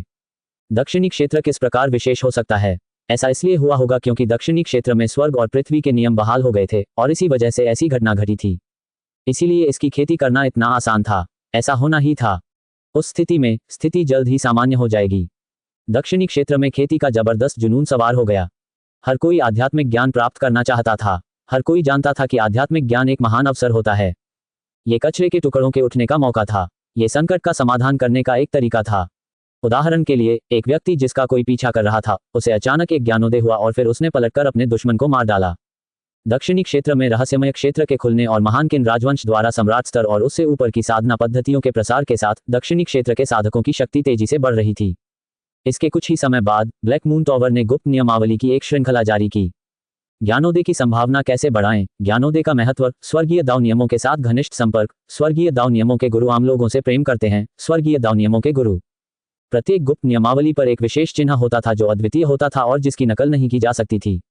ऐसा कहा जाता था कि जब तक कोई व्यक्ति गुप्त नियमावली को बार बार पढ़ता है, तब तक उसकी समझने की क्षमता बढ़ सकती है और ज्ञानोदय होने की संभावना भी बढ़ जाती है। हालांकि गुप्त नियमावली के नाम थोड़े अजीब लग रहे थे, लेकिन यह मानना पड़ेगा कि वे वाकई लुभावने थे। बस दिक्कत ये थी कि वे बहुत ही ज्यादा महंगे थे। एक दूरस्थ क्षेत्र से आए सम्राट स्तर के योद्धा ने दांत पीसते हुए 100,000 आध्यात्मिक क्रिस्टल निकालकर स्वर्गीय दाव नियमों के साथ घनिष्ठ संपर्क नामक पुस्तक खरीदी। इसे पढ़ने के बाद वास्तव में उन्हें साधना के नए ज्ञान प्राप्त हुए। दिव्य ज्ञानोदय का अनुभव करने और स्वर्गीय मार्ग का आशीर्वाद प्राप्त करने के बाद उनकी साधना का स्तर एक बढ़ गया। खबर फैलते ही सम्राट स्तर के साधक पागल हो गए। कुछ लोगों ने तो गुप्त नियमावली का पूरा सेट ही खरीद लिया। दक्षिणी क्षेत्र समृद्ध हो रहा था और खेती के प्रति सभी का उत्साह चरम पर पहुंच गया था। अन्य क्षेत्रों के किसानों ने शुरू में सोचा था कि एक निश्चित अवधि के बाद स्थिति सामान्य हो जाएगी। अंत में दक्षिणी क्षेत्र के किसानों द्वारा ज्ञानोदय का अनुभव करने और उनके खेती के स्तर में वृद्धि होने के बारे में एक के बाद एक समाचार आने लगे। इससे भी अधिक हास्यास्पद कहानी ये थी कि एक घुमंतु साधक, जिसका पीछा किया जा रहा था, दक्षिणी क्षेत्र में भाग गया। वहां उसने बड़ी मुश्किल से हिम्मत जुटाकर ब्लैक मून टावर से स्वर्गीय दाव के नियमों की पुस्तक खरीदी। उसे पढ़ने के बाद उसका खून खौल उठा और वह स्वर्गीय दाव के नियमों के प्रति कट्टर रूप से आसक्त हो गया। उनकी समझ ज्वार की तरह उमड़ पड़ी और उन्हें एक दिव्य अनुभूति हुई और वे सर्वोच्च लोक में प्रवेश कर गए। फिर उसने पीछे मुड़कर अपने दुश्मन को मार डाला जो उसका पीछा कर रहा था। खबर फैलते ही अन्य 4 क्षेत्रों के किसान खुद को रोक नहीं पाए और एक के बाद एक दक्षिणी क्षेत्र की ओर दौड़ पड़े। हालांकि ऐसा लग रहा था कि हर जगह आध्यात्मिक ज्ञानोदय की खबरें आ रही हैं, लेकिन वास्तव में बहुत कम लोगों को ही ऐसा अनुभव हुआ था। इसकी संभावना बहुत कम थी। आखिरकार ये प्रतिभा और समझ पर भी आधारित था। चू जुबान द्वारा लिखित कुछ पुस्तकों में स्वर्गीय दाव के नियमों की व्याख्या की गई थी। इससे वास्तव में समझ की क्षमता में वृद्धि हो सकती थी, जिससे गुप्त ग्रंथों को पढ़ने वाले साधकों को स्वर्गीय दाव के नियमों की समझ बढ़ाने और उसमें सुधार करने में मदद मिलती थी। महज 3 महीनों में दक्षिणी क्षेत्र के स्वर्गीय दाव में 10% से अधिक की वृद्धि हुई थी। अन्य 4 क्षेत्रों में इसके विस्तार की गति लगातार बढ़ती जा रही थी। अन्य 4 क्षेत्रों के साधक स्वर्गीय दाव नियमों का अभ्यास और उन्हें समझने के लिए दक्षिणी क्षेत्र में उमड़ पड़े, जिससे बदले में स्वर्गीय दाव नियम स्वयं मजबूत हुए। महत्वपूर्ण बात यह है कि उन्होंने अन्य 4 क्षेत्रों के स्वर्ग और पृथ्वी के नियमों को भी कमजोर कर दिया। हालांकि चू जुबान ने भी नियंत्रण और संतुलन बनाए रखा था। उन्होंने अन्य क्षेत्रों से बड़ी संख्या में साधकों को आने की अनुमति नहीं दी। अन्यथा दक्षिणी क्षेत्र के साधकों पर इसका प्रभाव पड़ता और महान किन राजवंश व्यवस्था बनाए रखने में असमर्थ हो जाता। जब तक आवश्यक न हो, वह दक्षिणी क्षेत्र की स्थिति में हस्तक्षेप नहीं करना चाहता था। उत्तरी क्षेत्र के सभी विशेषज्ञ दक्षिणी क्षेत्र में हुए परिवर्तनों से चकित थे, लेकिन उन सभी ने गलती से यह मान लिया कि ये सभी परिवर्तन दक्षिणी क्षेत्र के कानूनों की बहाली के साथ साथ आसन महान दाओयुआन आपदा के कारण हुए हैं। पांग शिंगहाई, शिनयुआन फेंग और अन्य सभी दक्षिणी क्षेत्र में लगन से साधना कर रहे थे। उन्हें एहसास हुआ कि दक्षिणी क्षेत्र में साधना करना वास्तव में तेज और आसान था। खेती की तकनीकों के बारे में उनकी समझ भी अधिक गहरी और व्यापक थी। असुरों की प्राचीन भूमि के अंदर दुष्ट पुत्र ने अभी अभी छोटे दुष्ट राजा के साथ अपना युद्ध समाप्त किया था। इस समय उसकी आंखें खून से लाल थीं और उसके अंदर हत्या का भाव उबल रहा था। वह उस छोटे दुष्ट राजा के 1000 टुकड़े टुकड़े करने के अलावा और कुछ नहीं चाहता था। वह उस छोटे दुष्ट राजा के कारण पागल होने ही वाला था। हालांकि वह छोटा दुष्ट राजा अत्यंत शक्तिशाली था और उसकी तकनीकें बेहद विचित्र थीं। उसकी चाल ढाल ऐसी थी कि उसके लिए असली और नकली में फर्क करना लगभग नामुमकिन था। सुइयां तो और भी भयानक थीं। उसे सबसे गंभीर चोट तब लगी थी जब वह उस छोटे दुष्ट राजा को मारने का मौका पाने के लिए उसे हाथापाई करने को तैयार था। हालांकि वह दूसरे को घायल करने में कामयाब रहा, लेकिन वह खुद भी एक हेजहॉग में बदल गया। क्योंकि दुष्ट पुत्र एक दिव्य आत्मा का पुनर्जन्म था, इसलिए स्वाभाविक रूप से उसके पास कुछ विशेष लाभ थे। अन्यथा भाग्य के खजानों के लिए लड़ने का आत्मविश्वास उसमें कैसे आता। दुर्भाग्यवश उस छोटे दुष्ट राजा के पास भी अपनी कुछ योजनाएं थीं। दुष्ट पुत्र के आत्मा के हमले छोटे दुष्ट राजा के विरुद्ध बेकार थे। उस छोटे दुष्ट राजा के पास वास्तव में एक दिव्य हथियार था। इसके अलावा वह इसकी शक्ति के एक हिस्से का उपयोग कर सकता था। यह एक शक्तिशाली तुरुप का पत्ता था, इसलिए दुष्ट पुत्र उसका कुछ भी नहीं बिगाड़ सका। छोटे दुष्ट राजा के खिलाफ एक अंतहीन लड़ाई में फंसे रहने के कारण दुष्ट पुत्र न केवल भाग्य के खजानों के लिए लड़ाई में भाग लेने से वंचित रह गया, बल्कि उसे कोई अन्य खजाना भी नहीं मिला। वह बेहद क्रोधित था। यह सिलसिला जारी नहीं रह सकता था। उसे असुरों की प्राचीन भूमि छोड़नी ही थी। चाहे उसे कोई कीमत चुकानी पड़े, उसे असुरों की प्राचीन भूमि छोड़नी ही थी। जब तक वह ऐसा करता, उसे उस छोटे दुष्ट राजा को मारने और अपने रास्ते से इस कांटे को हटाने का पूरा भरोसा था। ग्रेट एविल पैलेस का दिव्य क्षेत्र विशेषज्ञ अभी भी बाहर उसका इंतजार कर रहा था। वह दिव्य क्षेत्र का विशेषज्ञ अपने मूल शरीर के बाद महान दुष्ट महल में दूसरा सबसे शक्तिशाली विशेषज्ञ था। Promoted content. India's favourite matka game is now online. Safe and easy to play. मो 345 86 115। This photo was not edited, look closer. मो 574 144 191। वेट लॉस करें और पाएं मनचाहा फिगर, बस आपको ये उपाय फॉलो करना होगा। मो 652 163 217। दुष्ट पुत्र असुरों के प्राचीन भूभाग से उड़ गया। वूश, एक पल में ही छोटा दुष्ट राजा उसके पीछे प्रकट हुआ, जो शैतानी आकर्षण बिखेर रहा था। उसकी उंगलियों में पतली सुइयां थीं और उसका हाव भाव कुछ मोहक था। दुष्ट पुत्र का चेहरा उदास था जब वह बाहर भागा। उसकी नजरों में वह छोटा दुष्ट राजा बस एक असामान्य दिमाग वाला व्यक्ति था। वह न तो पुरुष था और न ही स्त्री। आप कहाँ जा रहे हैं? उस छोटे दुष्ट राजा ने अपने पीछे कई परछाइयां छोड़ दी और अनगिनत सुइयां उस दुष्ट पुत्र की ओर उड़ गईं। इस बार दुष्ट पुत्र ने केवल अपनी रक्षा की। उसका रुकने का कोई इरादा नहीं था और वह असुरों की प्राचीन भूमि से भागता चला गया। जब तक वह भागने के लिए कीमत चुकाता रहा, तब तक वह छोटा दुष्ट राजा उसे रोक नहीं सका। वह केवल हमला जारी रख सकता था और दुष्ट पुत्र को इतना घायल करने की कोशिश कर सकता था ताकि उसे मारने का अवसर मिल सके। आधे महीने तक भागने और लड़ने के बाद दुष्ट पुत्र अंततः असुर प्राचीन भूमि से बाहर निकला।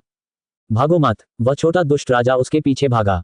दुष्ट पुत्र खून से लथपथ था। उसे नहीं पता था कि कितनी सुइयां उसके शरीर में चुभी थीं और न ही उसे यह पता था कि उस खंजर से उसे कितनी बार चोटें आई थीं। उसकी हत्या करने की मंशा ने उसके चेहरे को विकृत कर दिया था। वह तेजी से असुरों के प्राचीन लोक से भाग निकला।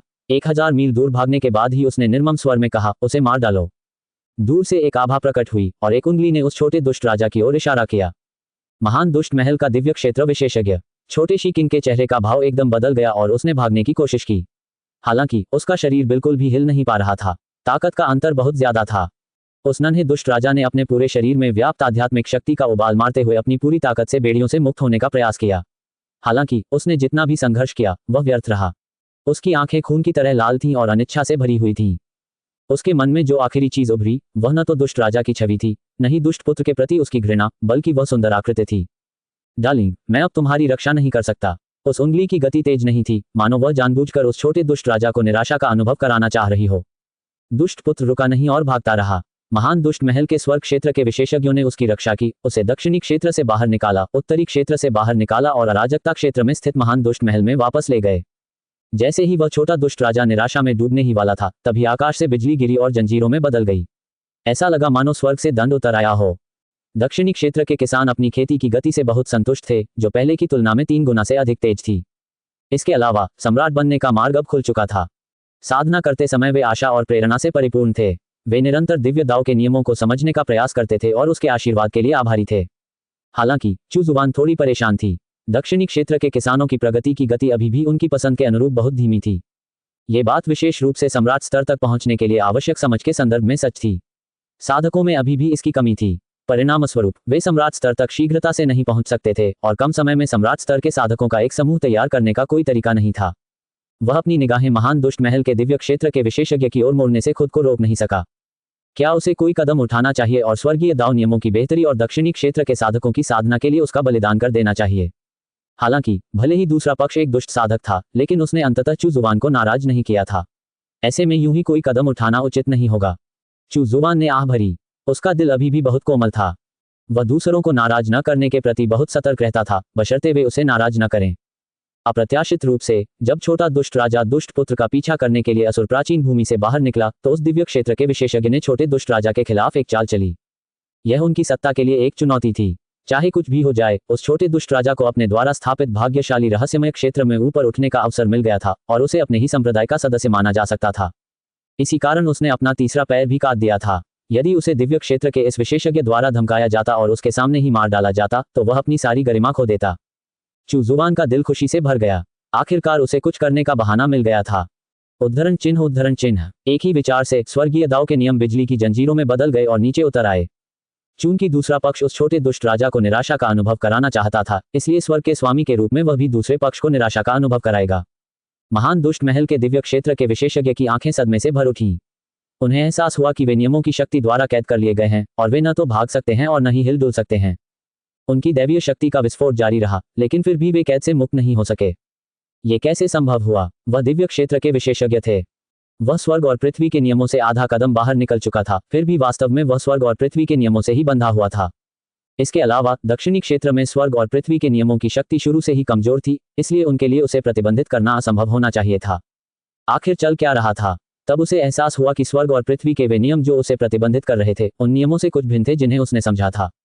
हालांकि बिजली की श्रृंखलाएं जानलेवा थीं और उसके पास इसके बारे में सोचने का समय नहीं था। उसे भागना ही था। बूम! उसके शरीर से खून जैसे लाल रंग की रोशनी की एक धारा निकली।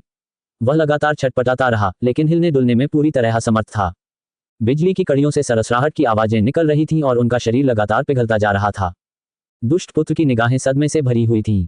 क्या ये स्वर्ग का दंड था? स्वर्ग का दंड दिव्य क्षेत्र में रहने वालों को कैसे निशाना बना सकता है? इसके अलावा भले ही यह स्वर्ग का दंड हो, फिर भी इससे दिव्य क्षेत्र के विशेषज्ञ को ज्यादा नुकसान नहीं होना चाहिए। दिव्य क्षेत्र के साधकों के इतने शक्तिशाली होने का कारण यह था कि वे लगभग स्वर्ग और पृथ्वी के नियमों को पार कर चुके थे। दक्षिणी क्षेत्र में स्वर्ग और पृथ्वी के नियमों के टूटने का कारण केवल उस समय काउतियानई और मोहोंगलियू के बीच पृथ्वी आत्मा जाति के उस दिव्य क्षेत्र के विशेषज्ञ के साथ हुए महान युद्ध के कारण ही नहीं था। इससे यह स्पष्ट होता है कि दिव्य क्षेत्र अब स्वर्ग और पृथ्वी के नियमों से बंधा नहीं था। हालांकि उसके सामने के दृश्य ने इस सिद्धांत के बारे में दुष्ट पुत्र की समझ को उलट दिया था। क्या ऐसा हो सकता है कि स्वर्ग और पृथ्वी के नियम बदल गए हों? उसका दिल कांप उठा। स्वर्ग लोक के विशेषज्ञों की सुरक्षा में वह तुरंत वहां से निकल गया। उस दिव्य क्षेत्र के विशेषज्ञ को अपने सौभाग्य के लिए प्रार्थना करनी पड़ी। दुष्ट पुत्र उसे बचाने में सक्षम नहीं था। उसका असली शरीर समय पर नहीं पहुंच पाता और न ही वह ऐसा करने का जोखिम उठाना चाहता था। बूम! हंगामा बहुत ज्यादा था। आसपास के किसान एक एक करके देखने लगे। जब उन्होंने आकाश से बिजली की कड़ियों को नीचे आते देखा, तो वे सभी चौंक गए। ये बहुत ही भयानक था। बिजली की जंजीरों से घिरा हुआ व्यक्ति दिव्य क्षेत्र का विशेषज्ञ था। क्या ये स्वर्गीय मार्ग की शक्ति थी? वह छोटा दुष्ट राजा तुरंत पीछे हट गया, क्योंकि उसे डर था कि वह भी इसमें फंस जाएगा। वह बहुत खुश था। अगर स्वर्ग से दंड न मिलता तो वह मर जाता। दर्शकों की स्तब्ध निगाहों के नीचे बिजली की जंजीरों ने महान दुष्ट महल के दिव्य क्षेत्र के विशेषज्ञ को जकड़ लिया। फिर बिजली की कड़ियां ऊपर उठीं और पलक झपकते ही आकाश में गायब हो गईं, साथ ही वह दिव्य क्षेत्र का विशेषज्ञ भी। चू जुबान ने अपना हाथ बढ़ाया और दिव्य दाव ताबीज को छुआ। उसने दिव्य क्षेत्र के विशेषज्ञ की शक्ति और समझ को आकर्षित करना शुरू किया और उसे पूरे दक्षिणी क्षेत्र में फैला दिया। दक्षिणी क्षेत्र के साधकों ने अचानक पाया कि उनकी साधना की गति में फिर से तीव्र वृद्धि हो गई है, विशेषकर उन साधकों की जो सत्य के शिखर पर अटके हुए थे। जब उन्होंने पुनः साधना शुरू की, तो उन्होंने पाया कि उनके मन में अनेक अंतर्दृष्टियां उभर आई हैं। ऐसा प्रतीत होता था कि किसी शक्तिशाली विशेषज्ञ की दूरदृष्टि उन्हें मार्गदर्शन दे रही थी। ये खबर धीरे धीरे फैल गई और दक्षिणी क्षेत्र के अनगिनत किसान उत्साहित हो गए। फिर किसी ने भीड़ का नेतृत्व करते हुए एक धूपदान को स्वर्ग के नियमों की पूजा करने के लिए रखा और स्वर्ग के नियमों को उनके आशीर्वाद के लिए धन्यवाद दिया। ऐसी अफवाह थी कि यदि कोई व्यक्ति सच्चे मन से स्वर्गीय मार्ग के नियमों का पालन करता है, तो उसे स्वर्गीय मार्ग का आशीर्वाद प्राप्त होने की संभावना होती है। स्वर्गीय दाव के नियमों के तेजी से मजबूत होने और अन्य 4 क्षेत्रों में इसके विस्तार में तेजी आने को महसूस करते हुए चू जुबान अत्यधिक प्रसन्न हुआ। महान दुष्ट महल का वह दिव्य क्षेत्र विशेषज्ञ वास्तव में एक अच्छा व्यक्ति था। उन्होंने दक्षिणी क्षेत्र के लिए अपना बलिदान दे दिया। ये बहुत ही मार्मिक था। चू जुबान एक कुर्सी पर बैठ गया और इत्मीनान से अपनी चाय की चुस्की लेने लगा। फिर उसने कैश दाव मिरर निकाला। ग्रेट दाव कम्युनिकेशन ग्रुप में 2 नए सदस्य शामिल हुए। हालांकि दाओयुआन क्षेत्र के विशेषज्ञों की संख्या में अभी भी कोई वृद्धि नहीं हुई है। इससे यह स्पष्ट होता है कि दाओयुआन क्षेत्र के विशेषज्ञ बहुत कम थे। चू जुबान को तो यह भी संदेह था कि अंतिम महान दाओ युग के दाओयुआन क्षेत्र के विशेषज्ञ महान दाओ आपदा में पहले ही मारे जा चुके थे। नहीं तो उनकी संख्या इतनी कम क्यों थी?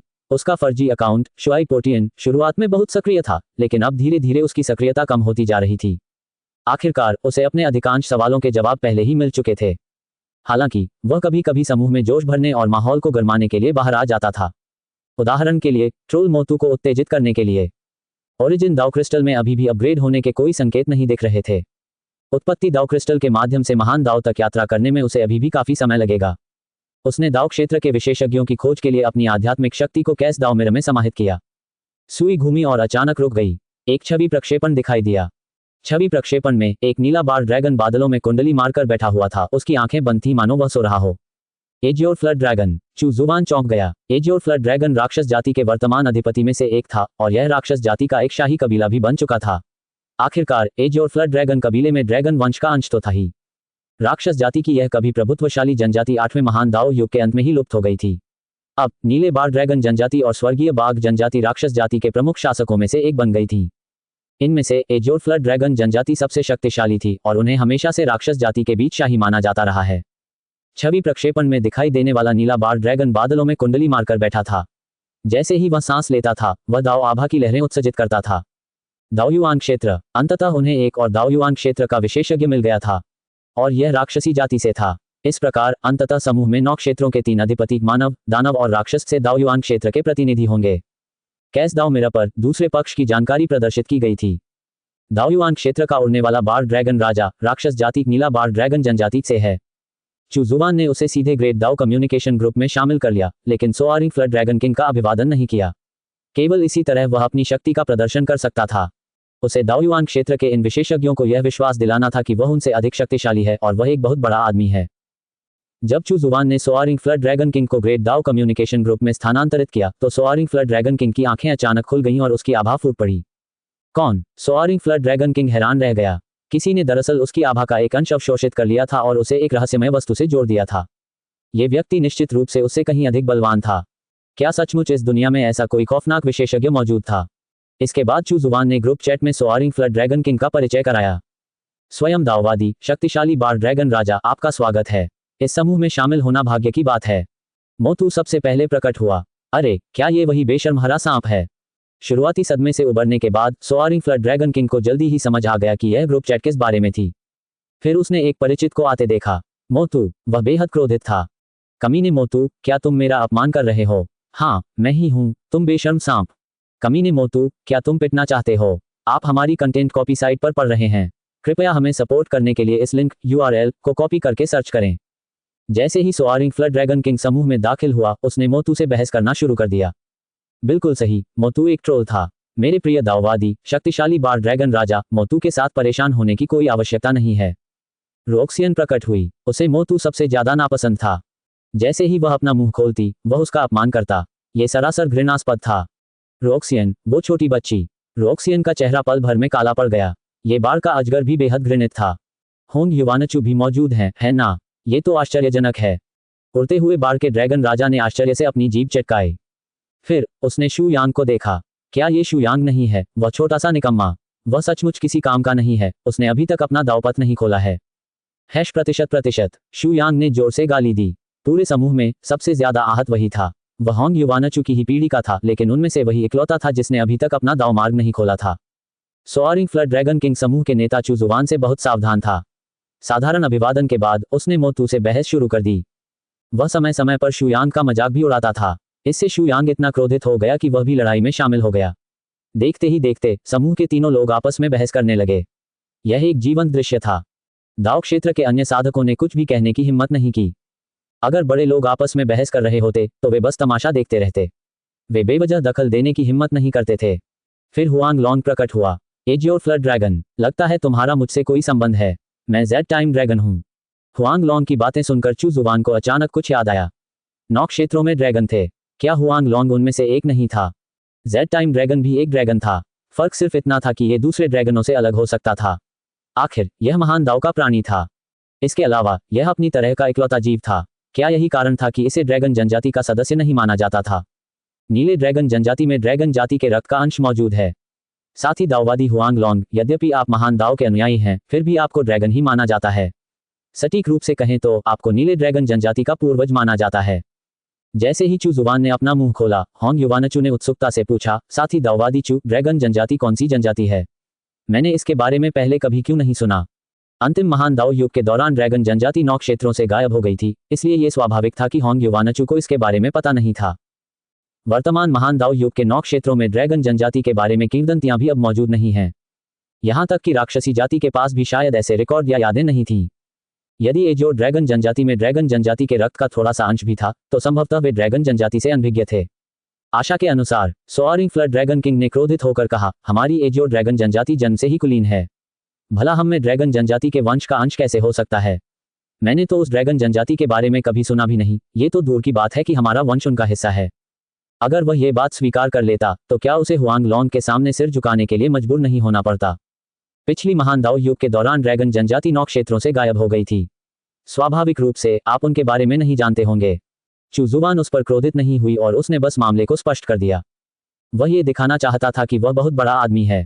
फिर उन्होंने कहा, हे साथी दाववादी सोआरिंग फ्लड ड्रैगन किंग, यदि आप अपने शरीर में ड्रैगन रक्त को शुद्ध कर सकते हैं, या इसे उत्परिवर्तित करने के लिए उत्तेजित कर सकते हैं और ड्रैगन में रूपांतरित हो सकते हैं, तो आपकी शक्ति में काफी वृद्धि होगी। मेरे प्रिय दाववादी चू, दाव धर्म का अंतिम महान युग कौन सा था?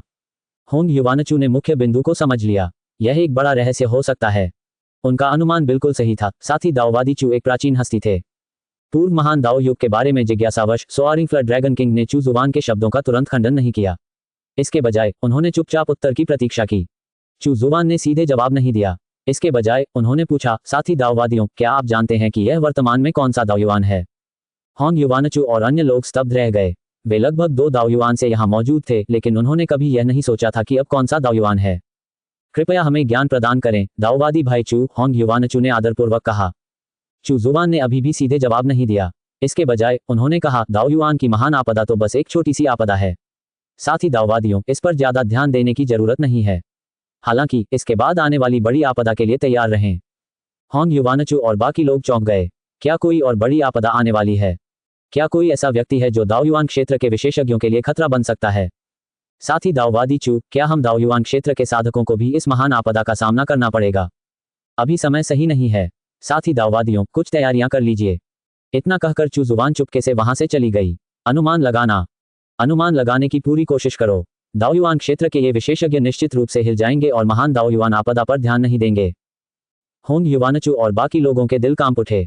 क्या ऐसा हो सकता है कि दावयुआन क्षेत्र के साधकों को भी किसी बड़ी विपत्ति का सामना करना पड़े? एक ऐसी भीषण आपदा जो दावयुआन क्षेत्र के साधकों के लिए खतरा बन सकती थी।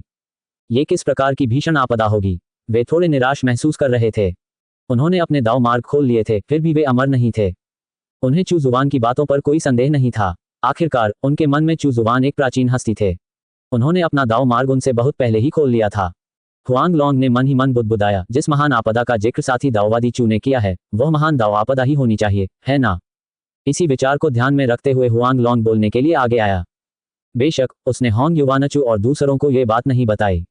इसके बजाय उन्होंने कहा, भयानक विपत्ति अभी आनी बाकी है और वह समय अभी आना बाकी है। मेरे साथी दाववादियों, घबराने की कोई जरूरत नहीं है। अगर घबराने की कोई जरूरत ही ना हो तो यह अजीब बात होगी। एक वरिष्ठ अधिकारी ने अचानक ही उन्हें बताया कि एक बड़ी आपदा आने वाली है, लेकिन वे इस आपदा के बारे में कुछ भी नहीं जानते थे। मेरे साथी दाववादी हुआंग लॉन्ग, क्या आप मुझे कुछ बातें बता सकते हैं? सोआरिंग फ्लड ड्रैगन किंग ने जल्दी से पूछा। मैं एक अजगर हूं, जिसका अर्थ है कि मैं तुम्हारे पूर्वजों में से एक हूं। तुम मुझे क्या नाम दोगे? हुआंग लॉन्ग ने चू जुबान की कही बात पर विचार किया तो पता चला कि वह जो ड्रैगन जनजाति का पूर्वज था।